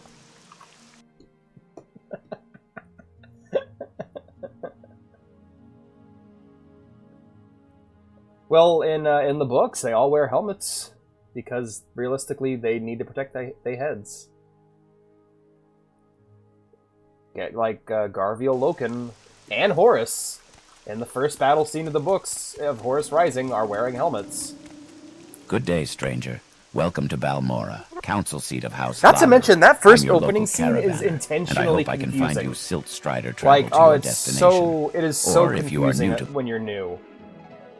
Like, the opening line in Horus Rising is, I was there the day Horus slew the Emperor, and it involves them fighting a planet that basically ripped off the Imperium, and I like how many Netches we're seeing, that's awesome. Like, basically ripped off the Imperium and modeled their entire society off of them while refusing to join the Imperium. So they have an Emperor, they have the Immortals, which are like their Space Marines. Like, it's so confusing to listen to.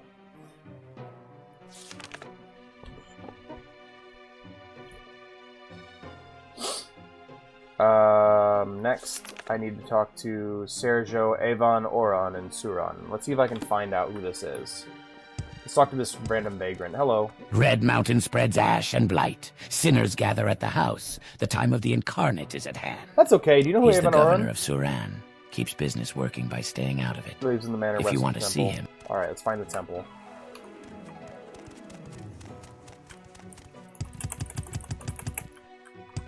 But yeah, that's, it's gonna be interesting, because, like, I think if you want to make people care about the Space Marines, that is the best, that's, like, the best Space Marine story. Like, that's a good place to start. For me, personally, I think the focus should be on creating a love for the entire setting as a whole. And I think Eisenhorn's a much better start for that. However, I could be wrong.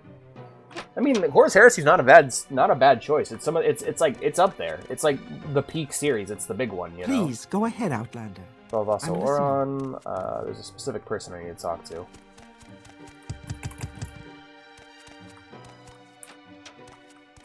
Yes, Outlander. How do you do? Hey there, Sergio. Greetings. I understand you were sent to help with the trouble we're having with bandits in Suran.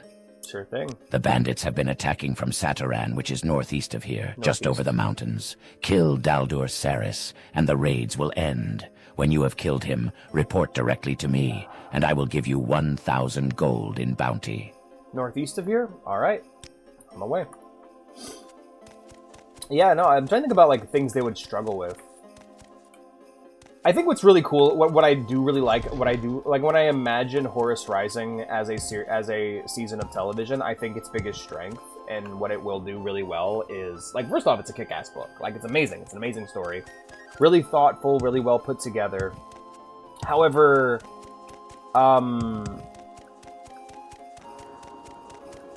like, it's an amazing novel on its own. However, what it does really well for the rest of the series is basically, throughout the book, a big part of it is just meeting different characters. Like, you get to meet Sanguinius, you get to meet Horus in the first book, you get to see a little bit of Angron, and basically you get introduced to all these different characters, you know? And the Emperor is this, like, distant, far-off, mystical character that Horus has a personal relationship with, but to everyone else, he's this godlike entity, almost. You even get a little bit of a taste of the religion of 40k with the Electitio Divinitatis. Yes. Yeah, it's definitely going to be tough. They're going to have to do a good job, and they're going to need to make cuts.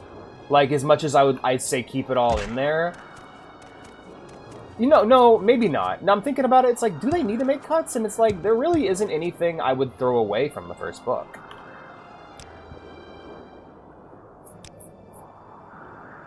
Like, aside from laziness or just bad writing choices, I can't think of anything that need to be cut. Like, trim down the battles, definitely.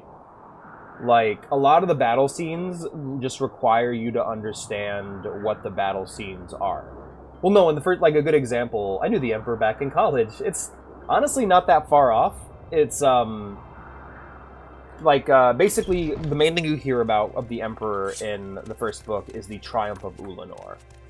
The greatest battle of the Great Crusade, where the Emperor, where basically all of the Primarchs and all of their armies joined together with the newly founded armies of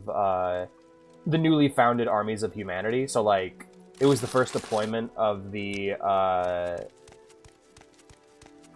Adeptus Solar, which was the first deployment of the Imperial Guard. It was this really crazy, awesome moment where all the warriors came out to fight. Like, it was fucking glorious. That's how I describe it in my 40k lore slideshow, at least. And, like, hearing about that and seeing glimpses of that throughout the first book really get you hyped up to meet the Emperor. But, Your bones will be my dinner. no, that first season, if done well, would make an amazing season of television. But there are things that should be trimmed down. Like, I think battle scenes should be reduced to their components that matter. A lot of times, they're not nearly as important as the conversations that happen therein. Like, there's this part of the book, it's what I would describe as, like, the fatty belly, kind of like the fatty belly of the Horus Rising, where for, like, I think a solid third of the fucking book, they're just fighting these giant bugs on a planet, and, like, they're just, like, trying to conquer this world filled with these bugs called the Mega Arachnids, and, like, the Blood Angels get the shit kicked out of them. The Sons of Horus and the Emperor's children have to come in and help them. It does help set up characters like Lucius, though, so that's important. However, overall, like, you would just need to show, this lengthy campaign could be shortened down to 3 battle scenes. Show the scene of the Blood Angels getting their asses kicked. That'd be the good opening inciting incident. The conversation between Horus and Sanguinius, followed by the deployment of the Emperor's children and them fighting the Mega Arachnids, and then finally them getting bailed out by the Luna Wolves at the end. And then finally the Luna Wolves, the Emperor's children, and the Blood Angels all getting bailed out by the Interrex, who are like, why are you fighting these things? We left a warning. We told you, like, we left a sign saying don't come here. Why are you all hanging out in Ravenholm when City 17 is right next door? You know? And then that leads into the fucking Interrex and everything going on there with the Sagittar and the God, it's so fucking good. Yeah, they could have. They would have to cut some stuff. No, I think Horus Rising is actually a really good choice. Like, if he's doing Horus Heresy, if that's the series he wants to make, because he mentioned playing a Primarch, if he's going to play a Primarch, it's going to be fucking Horus Heresy. Without a doubt. Like, that's the series that you'd have. Unless he wanted to play, like, Gilliman, you know?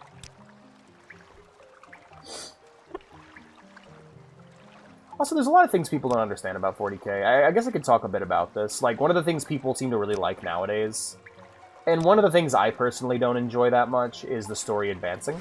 Like, people like it when the Primarchs come back. They like it when these mysteries that have been sitting in the lore for the whole time basically get revealed, you know? Personally, I don't like that. I like it that the world is kept in the state of decay and stagnation, because that's what the setting is. The point of the setting is to tell interesting character-focused stories in a very, very brief glimpse of time, while basically giving the player inspiration to make their own stories on the tabletop, you know? I have a very similar problem with Arcane, but the thing is, Arcane's an entire setting, whereas 40k, like, whereas I can ignore newer stories in 40k and still enjoy the setting, you know? Arcane is all there is to League to me, so for me personally, since I have problems with Arcane Season 2, I'm basically done with the League of Legends setting. You can't just drop Fall of Cadia. Like, that's I mean, it would be a really you could just do it. It would be tough, but I mean, there's so much about the setting that needs to be understood and explained. I think Horus Heresy would be a better starting point. I know people like the Fall of Cadia. I personally don't. I think there's a lot wrong with that story. I'm not crazy about it personally. I know that's an unpopular opinion, but I'm not crazy about it. I mean, I don't hate it. I'm more just like, oh, this is cool. It happens. It's a thing. It's not. I think big dumb fights are what a lot of people want to see, and I think that's a very small part of the setting. I think it's more important that we get these good character moments and conversations. I think Horus Heresy is much better for that. Because when I'm thinking about, like, I want to see interesting characters having interesting conversations on screen. I don't think Fall of Cadia. I think Horus Heresy. I think all kinds of stories, really. Infinite and the Divine. I'd rather an Infinite and the Divine movie than than Fall of Cadia. Oh no, of course. Eventually, yeah. Make a movie about it after we do the entire Horus Heresy series. 50 years from now, my children will be able to see the Fall of Cadia movie with their children after I'm dead.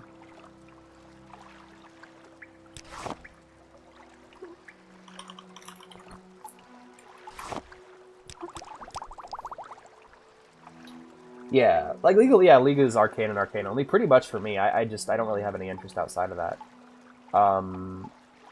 Yeah, no, like, what I liked about Arcane Season 1 is it ended at a point that told a really good, tragic story. But that also let you understand, like, when you're like, hey, why is everyone fighting in Summoner's Rift? Well, you watch Arcane Season 1, and you now know why everyone's fighting on Summoner's Rift, and you can carry that with you into League of Legends or any of the League of Legends shows, you know? But then Arcane Season 2 goes and resolves everything, and it's like, well, that was really unsatisfying, and I didn't like that. I don't like Arcane Season 2. At first I was kind of like, oh, yeah, that's good. But no, the more I think about it, the more it begins to feel like Game of Thrones and where that ended up. Like, it's really sad. Like, I know that people love that lesbian sex scene in the show. I can't root for it, though, when it's basically sex between the coolest character in the world, and, like, one of the coolest characters in the show, and, like, a Nazi woman, a Nazi bitch. A vaguely pedophilic Nazi bitch. I fucking hate Caitlyn. She's the worst. Like, I needed her to acknowledge that her mom was a bitch who deserved what she got. Like, that was the thing that was driving me nuts. She's like, oh, my mom is dead. Yeah, your mom was a bitch, and she got what was coming to her. I'm sorry. I don't understand this loving your parents when they're pieces of shit thing. I'm sorry. If I had your mom, I'd be celebrating that she died. I'm just yapping about Arcane now. Christ, I could rant about that for a minute. Vea got so mad at me about that, by the way. I was like, fuck Caitlyn. She's wrong. Her mom's a horrible bitch, and she got what was coming to her. And she's like, what the fuck? And I'm like, nah. Yes, she deserved to die, and I hope she burns in hell. Like, the nobility getting blown up at the end of Arcane Season 1 is not a tragedy. It was an inevitability. And Jinx is a fucking hero for doing it.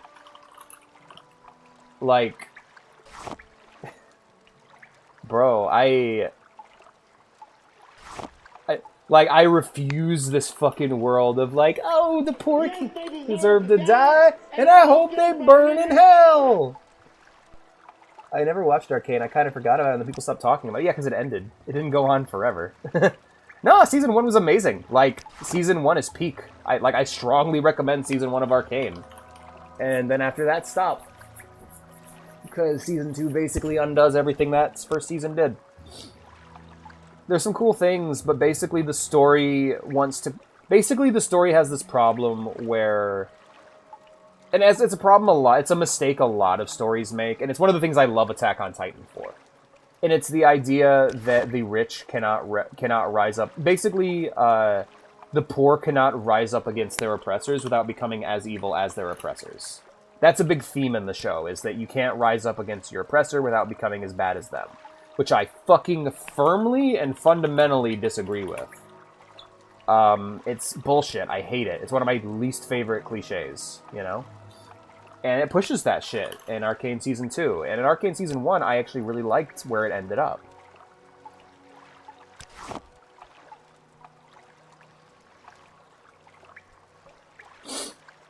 No, Arcane Season 2 is if, like, Eren Yeager went, I was wrong, let me help you, Marley. It's fucking offensive, man.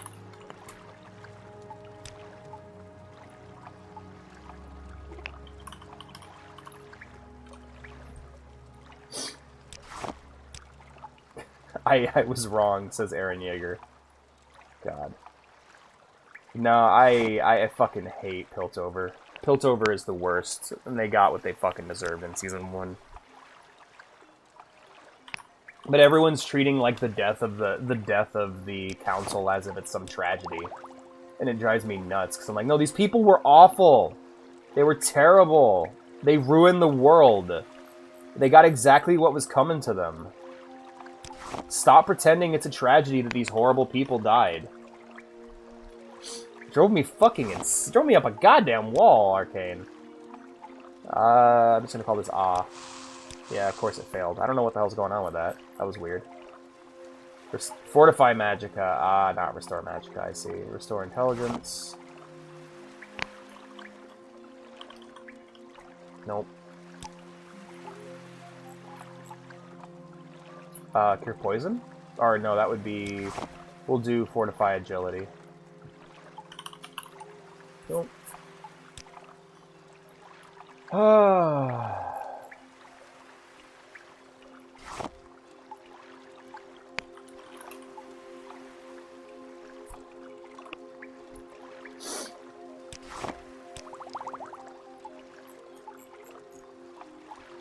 I do recommend Arcane Season 1, but that's it. You don't need to watch anymore. It's... I wish I could recommend Season 2, but I just can't. There's cool shit in Season 2. Like, if you were to ask me, like, Alex, what are the cool moments? I would give you specific episodes to watch. Or scenes to watch on YouTube, but... I'm okay with watching it. Like, for me, I've kind of learned that the length of a show doesn't actually matter if it's done well. Like, there's some shows that are 3 episodes long, and I struggle to get through them. But then there's, like, 25-episode anime that I knock out in an afternoon. It's all about quality, it's all about, it's also all about pacing, you know? Quality and pacing rule overall, you know? It has nothing to do with how many episodes there actually are, it's how many episodes it feels like.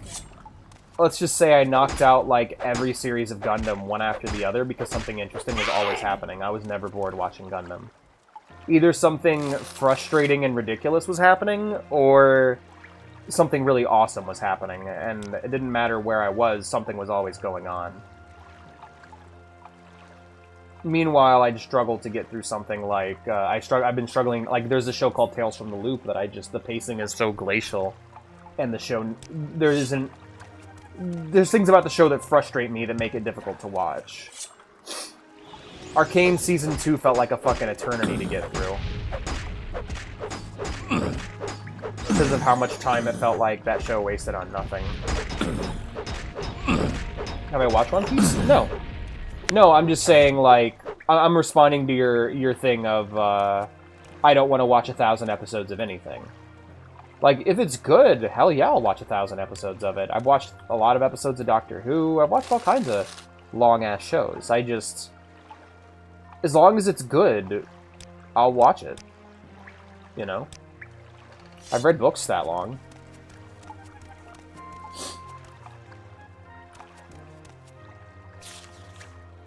Quality is king. If you watch a long ass show but it feels short because it's good, then yeah, that's great. I've wasted 1,000 hours at work. I can waste 1,000 hours watching a show that I actively enjoy. We're gonna go ahead and take this with us because I don't want to read it right now. The X-Man.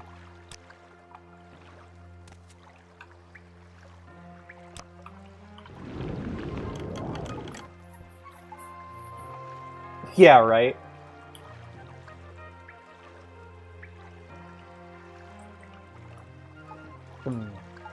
Like, the tragedy of that scene isn't... The tragedy of the final scene of Arcane isn't the death of the Council. The tragedy is Jinx giving up. And her deciding that there's no point in trying to become a better person. Her just completely losing all hope. That's why that scene's sad. Her blowing up the Council is the positive part of that scene. That's the fun part. But that final scene in Arcane Season 1 when she's firing that rocket, that scene's not sad because the Council dies. They deserve it. They're getting what they deserve. It's the consequences of them basically creating the society they created. And I really hate how Season 2 was like, it was a great tragedy when the Council died. I'm like, no the fuck it wasn't. Those people got what they deserved. They were terrible.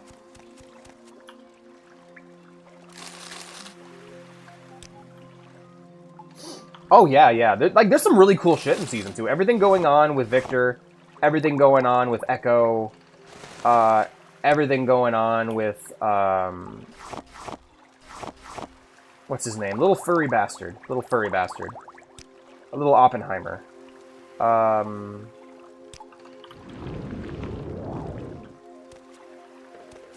don't remember his fucking name. But that little dude, like, all of that is really great. In fact, that's better than Season 1. I like Echo's... Like, I love that shit in Season 2. It's just... We have to finish... They're like, we gotta finish the narrative. We can't just check in on these characters. We have to actually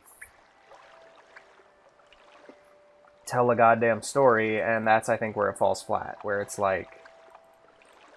Oh, God, I just don't care. I don't... I have no sympathy for Piltover. They're awful.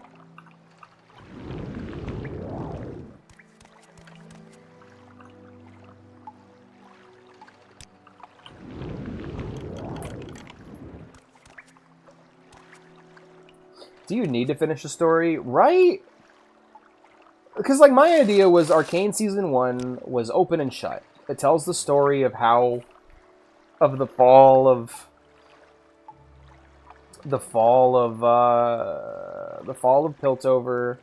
the fall of Jinx. You know, in the game, you know, Vi is a cop. She's working with Caitlyn against Jinx. That's a thing you see in the game, you know, and I'm just like, oh, so that's how we got there. But instead of that, we have this really unsatisfying ending where... Yeah, so in my head, Arcane Season 1 finishes, and then we just go right to fucking Summoner's Rift, you know?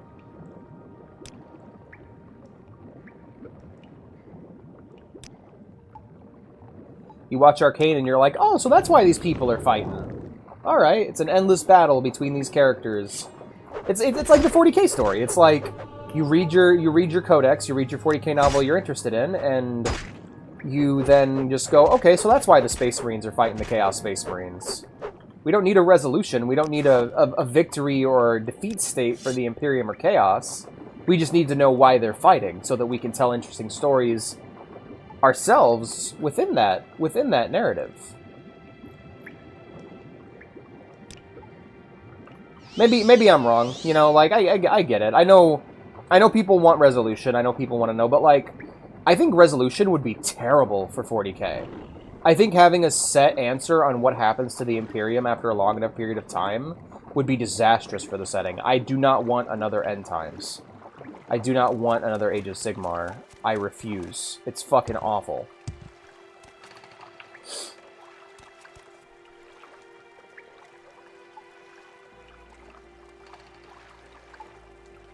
Yeah. No, I'm gonna wait till it finishes and someone gives me the... I'll you know, give it a watch and try, and if I completely fall off and I don't enjoy it, I'll then ask for the no filler guide. It'll be your blood here, not Some mine. people hate that. Some people, like, hate having to put work or thought into things, but to me, as long as it's rewarding in the end and I like it, my thing is, if it's good, and I like it, then I get to enjoy it forever. And I get to help other people get into it. Like, Clone Wars is a series that's kind of hard to get into, you know? However, once you're in, you know? And I will help people get into that series. I'll give them the chronological episode guide so that they can enjoy quality over what is actually there, you know? Again, if it's good. If it's not good and I don't enjoy it, then I get to shit on it forever. Like Naruto. I get to shit on Naruto because I tried. I tried to watch Shippuden. I did the no-filler guide, and guess what? It's still not fucking good. It's hard to watch. It's a series that does not know what makes it good. It is a... If you wonder why anime is made the way it's made today, watch Naruto. Like, it is a fascinating watch where you're just like... Where you basically get to see why anime nowadays is so fast and snappy and polished and well put together. You know, episode 1 of My Hero Academia. Deku established. All Might established. Bakugo established. Interesting little story, mini-story, beginning to end within a single episode. Mob Psycho. Mob Psycho episode 1. Every character is established. We tell an interesting story within episode 1. Even if you never watch Mob Psycho again after that first episode, which I don't even know why that would come to... I don't know why you wouldn't, because it's fucking awesome, but... you still have a satisfying experience. And then you watch like Naruto and it's like just trash. It's just bad for the first 20, 30 episodes, and then it gets really, really good all of a sudden. And then they run out of money. And then it just goes back to being trash for the next 30 episodes. And then in the middle of those 30 episodes of canon, you get a filler arc. And then you die, and you just give up. I watched it with the no filler, and it was actually a pretty positive experience. There were moments where I was really disappointed, like having the build up to Gaara, one of the coolest characters in the setting of Naruto, end in a terrible, terrible fight in the forest where they ran out of money. So the entire episode is just still shots of characters talking. And they're not even talking about anything interesting because it's Naruto dialogue, and Naruto dialogue sucks. Like, you get why anime is made the way it's made nowadays. Oh, it is the worst. It is the worst. Like, see, like, after watching Naruto, I get why people people see the filler list for Trigon and go, fuck that. Like, I get it. I disagree with it, because Trigon's filler is amazing. It's the best part of the show, actually. And the canon parts are no slouch either.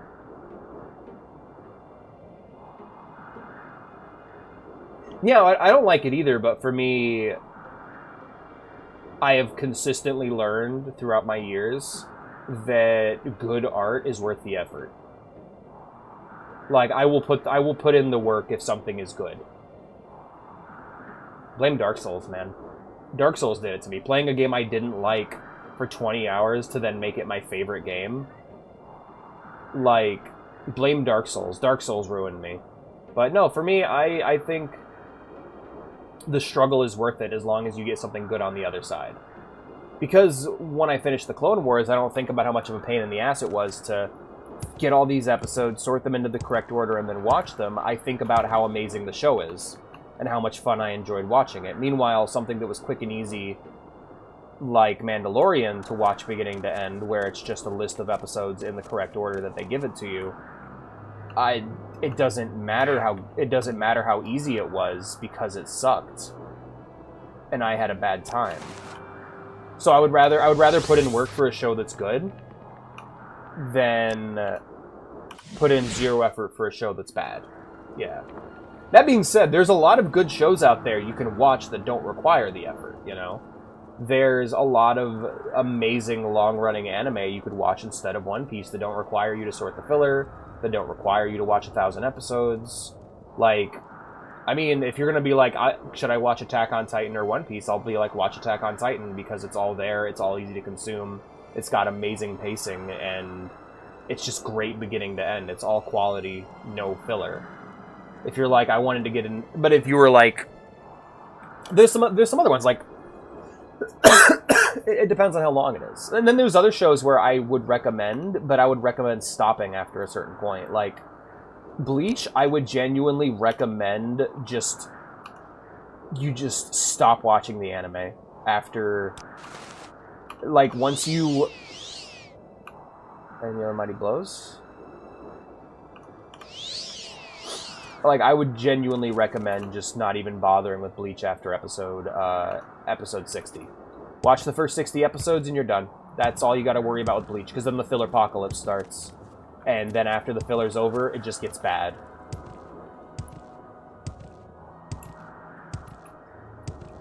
Like, you gotta, like, it's like, okay, you can watch One Piece, or it depends on what you're putting it up against. If I hear One Piece is good, it's very long, but if you're like, Alex, should I watch One Piece, or should I don't know, play Dark Souls? I'll be like, yeah, play Dark Souls. You can do both, but I mean, if you want a more quality experience over time, then I'd say play Dark Souls, right? On the other hand, if you're like, should I sit in a room and stare at a wall or watch One Piece? I'll be like, why don't you watch One Piece? But it all depends. It's all down to how much effort you're going to have to put in versus how much quality you're going to get out, you know? I have the mindset that quality is worth the effort. The more quality, the more effort it's worth, you know? 40K is the ultimate example of that, you know? Finding and getting all these books, buying these minis, is it worth the effort? Hell yeah, it is. It's great. If it wasn't, I wouldn't be talking about it. And if I did talk about it, I'd be shitting on it. But no, I totally get being like, okay, I don't even know if the show is good and you want me to watch 1,000 episodes? Like, no, I wouldn't say that. I'd say watch as many episodes as you're entertained by. And then when you hit a slow point and you're like, okay, well, this isn't good anymore. Because as someone who's watched a bit of One Piece, I've watched like the first 20 episodes. It's fucking awesome. It's really fun and cute and colorful and entertaining, and it's got this bouncy, joyous energy to it that Dragon Ball has as well. Like, I can strongly... Like, if you're asking me, like, Alex, can you recommend the first 20 episodes of One Piece? Hell yeah, I can! It's fucking awesome! Especially when we get to Usopp. Usopp's the shit, you know? Like, I can recommend that. I can recommend 20 episodes of One Piece. I can recommend 25 episodes of Berserk, you know? Like... Should I watch the first... If someone were... Genuine question, if someone were like, should I watch the first 20 episodes of Bleach or should I watch Berserk? I would have a hard time telling them which to do. Because the first 20 episodes of Bleach I consider to be a masterpiece. Same thing goes for Berserk, or Trigun, or Cowboy Bebop, or Samurai Champloo, or Ghost in the Shell Standalone Complex. Like, should I watch all of Gundam Universal Century or should I watch One Piece? I'd recommend Gundam Universal Century. It's shorter, and it's really good. Here's a list, you know. I'd give you a list. That's my mindset. And if even to that point, it's like the idea that eventually you're going to need to watch all 1,000 upsets you. It's like, I get that, totally. Because like, that's why I oftentimes break shows up. Like Star Trek, for instance. Star Trek has like 1,000 episodes easily. But I'm not gonna watch all of Star Trek. I'm not gonna binge all of Star Trek. I'm gonna watch the original series. And then the movies, you know? You break things up. Like, I don't recommend... Like, I love JoJo. Do I recommend watching all of JoJo in a single sitting? No! I recommend watching part 1 and 2 and then take a break. Watch part 3, take a break. Watch part 4, take a break. Watch part 5, take a break. Part 6, take a break. Just take a break between parts. That's what I recommend for JoJo. In fact, I think that show is better when you take breaks between parts. Do I recommend watching all of Attack on Titan in a single sitting? Abso-fucking-lutely. That show falls apart if you don't have it fresh in your mind. No, yeah, Naruto, Bleach, and... It's mainly Naruto and Bleach, because, like, Dragon Ball's filler is good, from what I've heard. People really like Dragon Ball's filler. When it comes to the, like, infamous filler anime, it's Dragon Ball. It's like... Well, I mean, Naruto and Bleach were two of the big three for the longest time. The three biggest shonen anime were Naruto, Bleach, and One Piece, right? In the Molag Amur and I hear One Piece's filler isn't bad. And I manage the Silt Strider port here. Tell me your destination if you're looking for a ride. Saran, Or if you're please. new-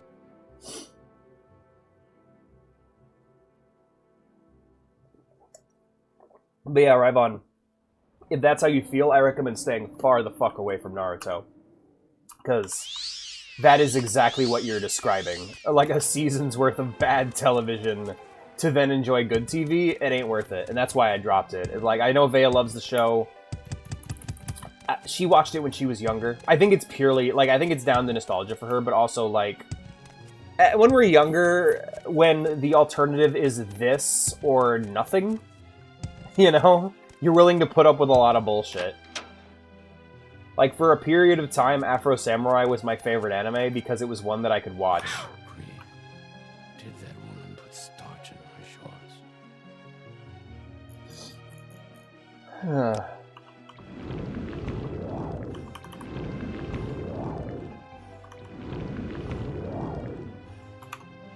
Those don't stack, do they? No. Okay.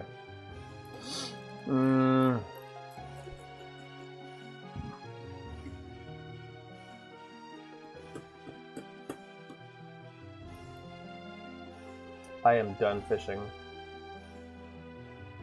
Yep, no, for real. For real.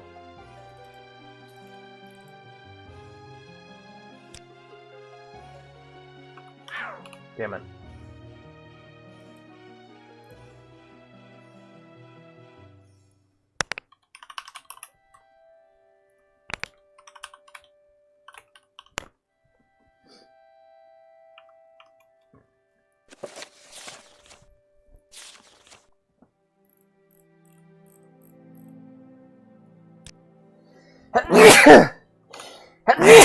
Oh my goodness. Hello, It is Sergio. truly a pleasure to see you. Hey, hey, Obi. Yeah, I get that. I understand why people wouldn't want to sit through a long-ass show when they're not enjoying it. Yes, absolutely. No, I totally get that. Hey, as long as it's good. Like, that's always my thing. It's like, because, like, I used to shit on filler all the time, but most anime I've seen that does filler does it really well. Like, Cowboy Bebop is mostly filler, Trigun's mostly filler, Bleach's filler's terrible. I think it's literally just down to Bleach and Naruto having terrible filler, and so that's like a blanket thing that gets applied to all anime. My Hero Academia has really good filler. Some of the best episodes of Hero Aka are filler. You have brought justice to Daldur Saris and his bandits. House Hlalu thanks you. Here is the bounty money we agreed on. That's one of my issues with the Searching Witcher for show, special is it doesn't tool. want to spend, it doesn't actually include any of the filler stories, when the filler stories of the Witcher novels were the best. Oh. How is that, Obi? You liking it? I'm sorry, Raivon, I just have a lot of opinions. I got things to say about things. Go trying to rant against you or make you feel bad. I'm just yapping. I think I'm getting sick. Maybe I shouldn't be drinking beer right now.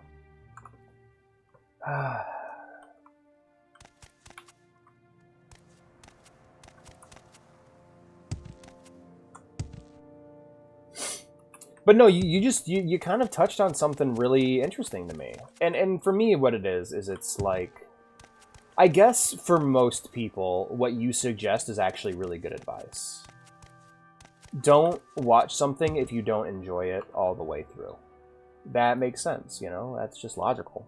However, when you eventually you're going to run out of things. My mindset is that I'm not, like, with how much media I consume, I will eventually run out of all the good things, you know? Like, all the things that are good and convenient,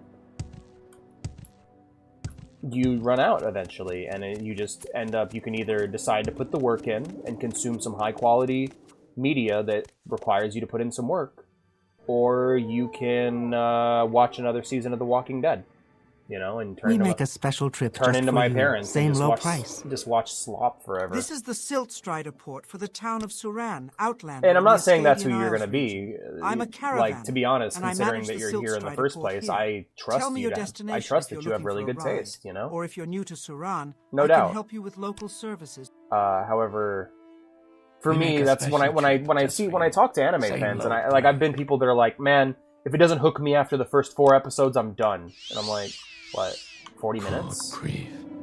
Did that or no, sorry, 80 minutes. Like you're giving yourself an hour and 20 minutes to decide whether or not you value something that might improve your life for the foreseeable future. That sucks. That's a bummer, man. Just throwing away that potential positive experience because it just doesn't instantly satisfy you, like. Or, like, I've even heard 1 episode. Like, 1 episode? Really? You'll give it 1 episode?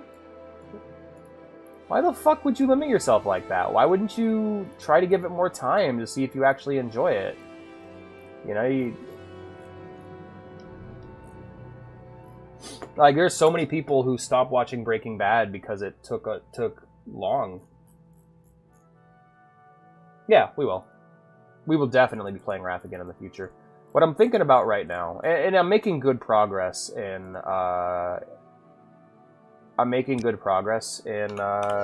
Turtle, is once I finish Turtle, I plan on making a new character on the Alliance side on stream for the Burning Crusade. And then I plan on having you join me for that. Honestly, like, whenever I stream MMOs, I want as many people as possible to play with me, you know? And WoW's great for that. Like, greetings. That's kind of why 14 kind of bummed me out when I was streaming before. And it's like, no, I think that a lot of people will be able to get in on that, you know? Let's take 13 of these. I'm trying to make sure that I don't carry too much shit. I need a bag of holding. That's what I need.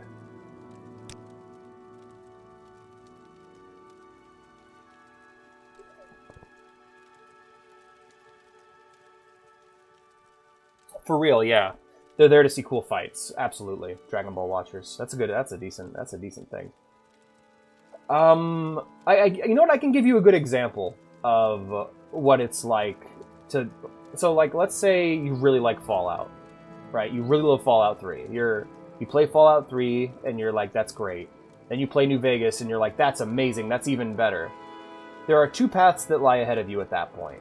You can either go back to old Fallout and embrace working, basically having to put in some work to really enjoy Fallout, but you're going to enjoy it so much more than you were before. You're going to need to read, you're going to need to experience an entire genre of games that you previously may have even stuck your nose up at. And it's a genre you may not understand at first, but over time you'll grow to appreciate it. Or you can play Fallout 4 in 76. And it's like, do you embrace putting in effort to appreciate art in a way that gives value to your life? Or do you give in to the slop and just play games that are basically parasitic and do the best they can to suck away your money and free time, you know? You may even know more about that lore than me, Obi. You gotta tell me about it next time we hang out.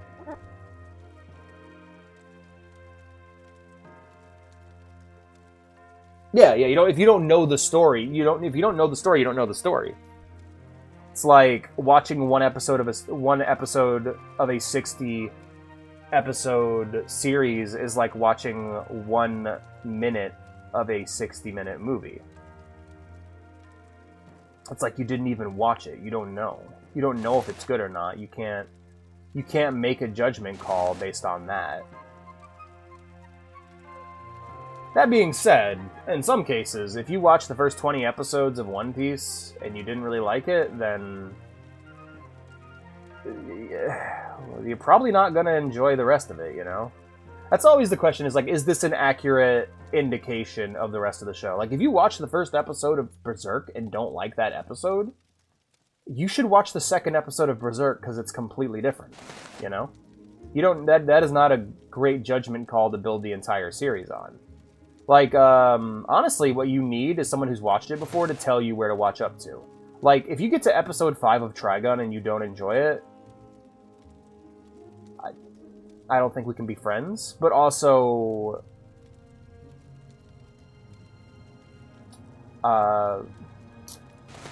I don't think we can be friends, but at the same time, it's like, then you're not gonna like it. Because by episode 5 of Trigun, you have Trigun basically laid out before you. Get to episode 5 of Cowboy Bebop and you don't enjoy Cowboy Bebop, then you're pretty much done. You might as well step off at this point. If you get to the end of the Ballad, if you get to the end of the Ballad of Fallen Angels, and you're like, first off, who the fuck are you? Second, then you're just probably not gonna like it, you know? What are you gonna do? What are you gonna do? Like, there's not much to be done at that point. You just don't like it. If you get to the Fly episode of Breaking Bad and you're like, I don't like Breaking Bad, it's like, get out of my house.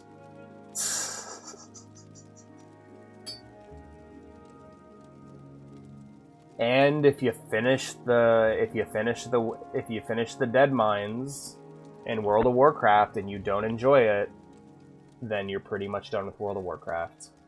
Because that like basically level 1 to the Dead Mines is a microcosm of that entire fucking game. Like if you get to the Dead Mines and you don't enjoy that experience and you don't enjoy the Dead Mines, then you're pretty much done with World of Warcraft. If you get to the first primal fight in Final Fantasy XIV and you didn't find any of that the least bit intriguing, then you're basically done.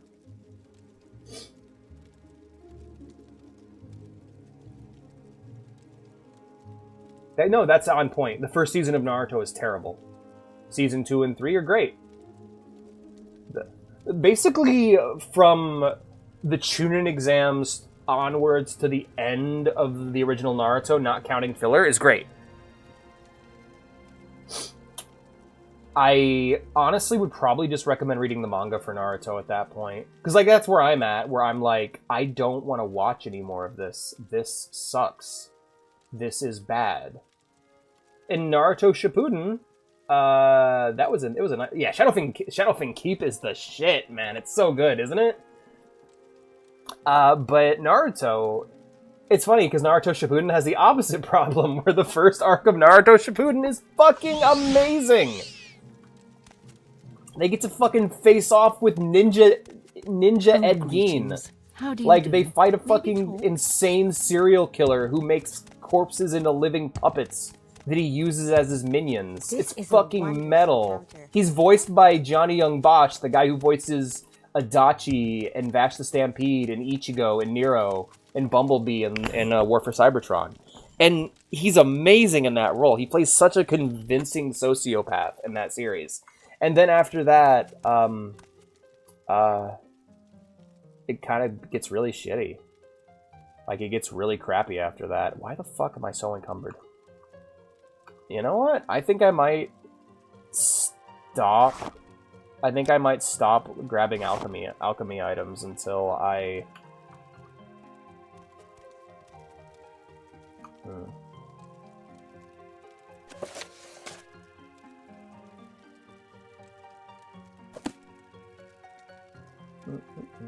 Oh, I have 20 Kwama eggs. No wonder. Yes, me, my husband, and his 20 Kwama eggs. His 29... Me, my husband, and his 29 bone meal. I'm getting real sick of this no inventory space shit, though.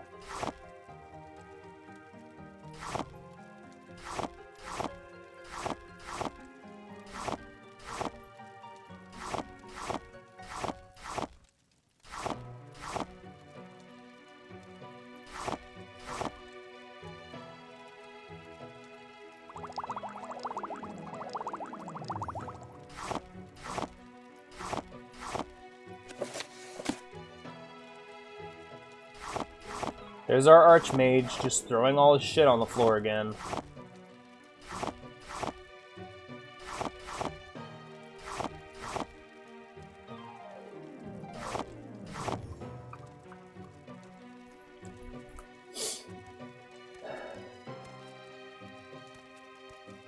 Have you ever watched Has Been Hotel? Because I'm in a ranting mood already. I really liked what I saw of Has Been Hotel. I've only seen the first 2 episodes. I really enjoyed the portrayal of the angels as just these fucking arrogant assholes. And I didn't like how often people swore, but I liked it a lot better than Hell of a Boss. Hell of a Boss was just this vulgar, like, it was so like, it made me feel like an old man, honestly, watching it. Like, it was so needlessly vulgar and, like, ridiculous that I'm just like, fucking calm it down for a second. It reminded me of Penny and Stocking, where I just, like, it just turns into noise after a certain point. I liked Hasbin. I liked what I saw of Hasbin, yeah. I don't really have much to... Like, I guess the problem is, like, you can rant if you want. I just don't have much to... Oh, yeah, absolutely. How wonderful. The idea of it being this just comedy set in hell about trying to make hell a nicer place, I love that idea. That's a fun concept.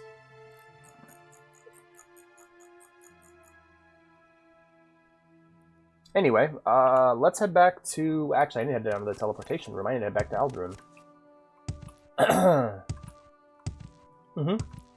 Oh, greetings. Yeah. How do you And do? it's like, if you talk like that, then you talk like that, right? But when you're writing a story, there's a specific thing, like, you don't want to write that way, you know? It's just kind of tasteless. Like, you gotta really put the work in to make that sound good. That's a great, by the way, that's a great writing tip for new writers. Try to avoid vulgarity. Try to avoid swearing in your stories when you're new. Because there's a certain skill to it that you need to have. And even if you're good at swearing when you talk, This it is a wondrous doesn't encounter. necessarily transfer Welcome. over. Haha, yes, swearing equals funny and mature. Yeah, for real, that's something I've noticed. It's just like, bro, take it easy. You don't need to be saying fuck every other sentence. Every character doesn't need to be so fucking openly horny, you know? I hate when people swear a lot. I can't... Honestly, for me, it's a verbal crutch. I can't really help it. But I do try to... When people are like, hey, why are you swearing so much? I do try to, like, challenge myself by not doing it so much. Again, verbal crutch. It's like, sometimes it helps. Sometimes you're better off not swearing at all. It's a spice. You don't want to drown your writing in it or your sentences in it, or else you just basically ruin the dish. Yeah, like the constant profanity in Hell of a Boss made me bounce right the fuck off that show. Whereas Hazbin Hotel, I actually really enjoyed. Its writing made me laugh quite a bit. I liked Dang It or Shoot. Yeah, I like Heckin. Heckin's good. Got any orders for me, bud? I have a small task for you. The Empire charges the Fighters Guild with keeping the forts and mines supplied. Would you willing to take a load of Flynn to the Elith Pal mine? Yes. Here's the Flynn. Deliver it to Dangor. He's a Bosmer who works at the Elith Pal mine, which is on the base of Red Mountain, just west of the Zainab camp. Where The fuck's Zainab are the Ashlanders of the Green Grazelands, between Red Mountain and the eastern coast. Zainab camp is inland, halfway between the coast and Red Mountain. Here, let me mark it on your map. The nearest settlement is the village of Voss. You can get a ship from Sadrith Mora to Tel Mora.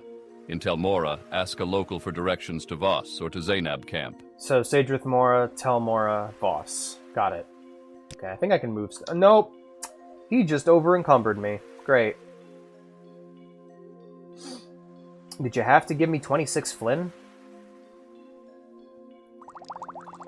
Well... You seem like very good company. I'm over-encumbered, man.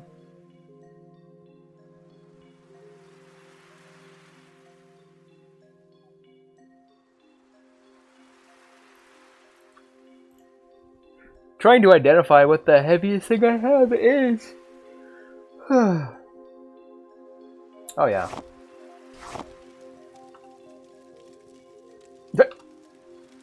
I didn't know that would happen. That's really funny.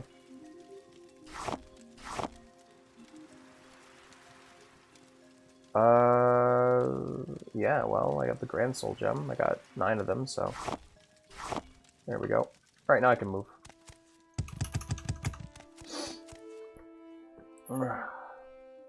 Do tell me, Obi. I don't like when ghosts swear specifically. Yeah, it's not. It's some people. It's just not a good look on them, you know. Like honestly, a lot of you guys are really good talkers. You guys speak in a really good, eloquent manner that I appreciate a lot more when you guys aren't swearing.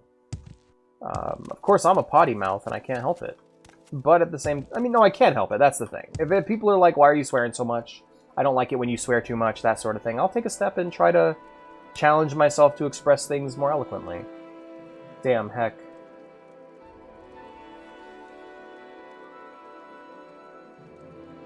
Yeah, no, that's the thing. It's like, when they're like, there's a lot of swearing in South Park, and I'm like, no, there isn't. It's because South Park is so weirdly mundane and wholesome most of the time that when something insane and dark and messed up happens, it's usually very shocking. The humor of South Park oftentimes comes down to weird little mannerisms, like the way Butters says George R.R. Martin, or honestly, Butters is probably the funniest character in the show, and he almost never swears. Kill John Lennon! Kill John Lennon! Dad, where does John Lennon live? John Lennon's dead, Butters. Dang it! George R.R. Martin. Like, that's the stuff that makes me laugh in South Park.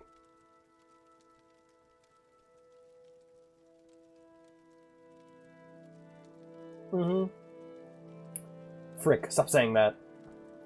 Frigging is like the most I love. I don't know how to feel about settings that have their own built-in swear words, because Judge Dredd has like drawking and stuff, like they have made-up swear words, and then 40K has a combination of its own made-up swear words, and then sometimes a character will just say fuck. But like frigging is a swear word in that world and considered to be rude to say.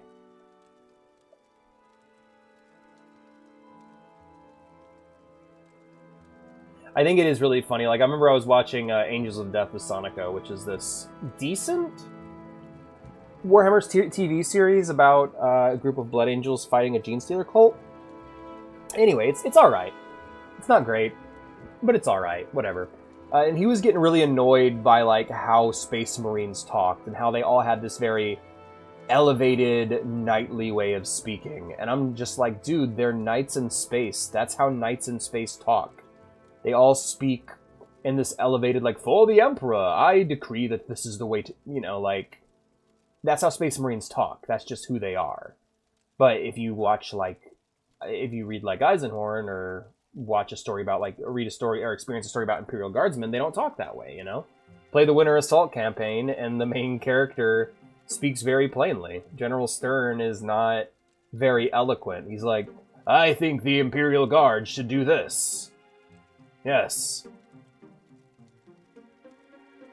You go from orcs only respect strength. I aim to show the orcs only respect strength, Governor. I aim to show it to them in ample supply. Like, that's Space Marine, and then you have, all right, men, let's kill these orcs. Like, with General Stern.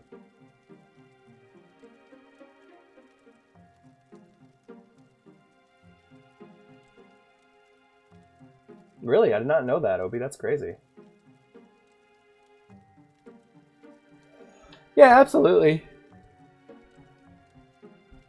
Totally, yeah. It takes a lot longer for humans to learn, and they have to be taught by other humans. Sage with Morrow, right? Yeah, I guys, I think I'm getting sick. Right I need now. to lay down Please, go on. after this here in a minute. So I apologize I couldn't stream longer for you guys tonight. Sorry, I hope I didn't let you guys down. But thank you all for being here, and we'll definitely have a kick-ass MeToo Monday to make up for this. And it's really a shame too, because I was really excited to play this, but I'm so fucking tired, and I'm not feeling well, and like the sniffles aren't going away. Like, I'm sick.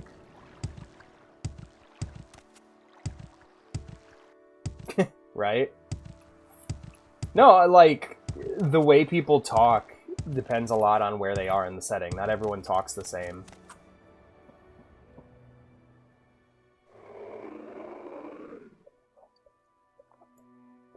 Yeah, they're weird and alien. But ultimately, you could just bring it back to the conceptual level, and they're knights in space. They're knights in space killing shit they don't understand. Of course they're not going to talk like people. They have this elevated way of speaking.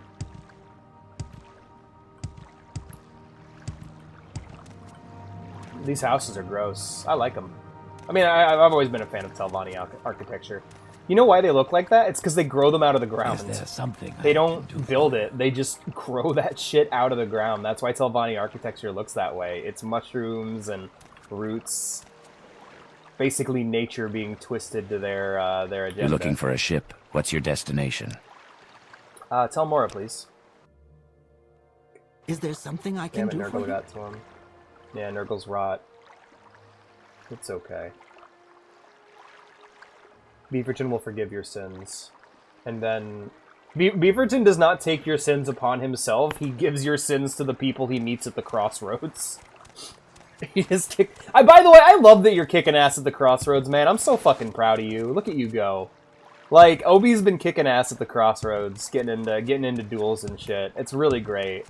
I've been very lax on my dueling with this character, and I need to duel more. Without a doubt. It's okay, let's go get some cannoli. Oh god, cannoli sounds so fucking good right now.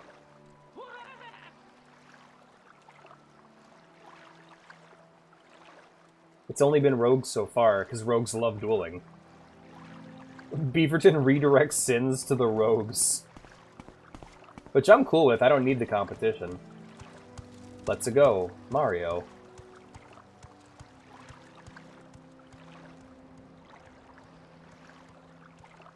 It's also one of the things I like about, that's also one of the things I... Also, look at him. Look at her. She's so cute. She's so cute. Look at her. She's ready for adventure. Aw, what an adventure baby. Adventure baby, going on a quest. Adventure baby, unusually large breasts. Adventure baby, yeah. Filthy sweat. Alright, bitch. Time to die. Have you got a problem with me? Because I have a problem with you. I don't like your attitude. Don't bother me. No.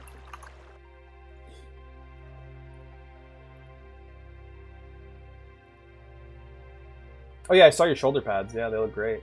Your pauldrons look fantastic.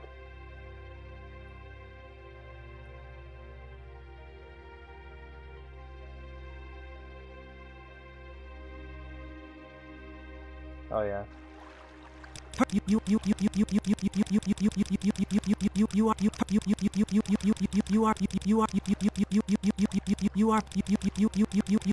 are pathetic. That does it. All right. You will die.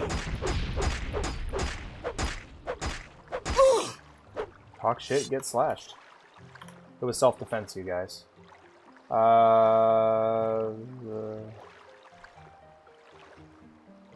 Man, you're not even worth looting.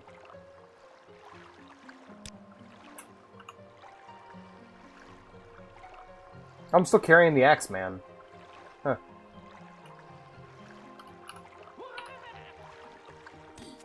Wah! Goes the scamp, who's shocked that I just murdered. What the fuck is going on? Why do people hate me here? Hello? These are the docks of Telmora, Hey, you're cool. Outlander. And Why do people dislike me here?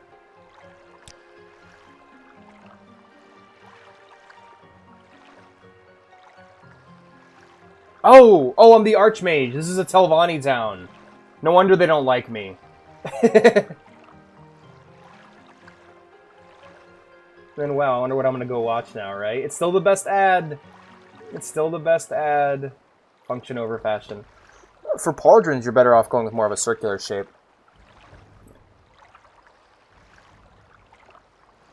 You look great, by the way. I love the way this texture pack looks for the faces.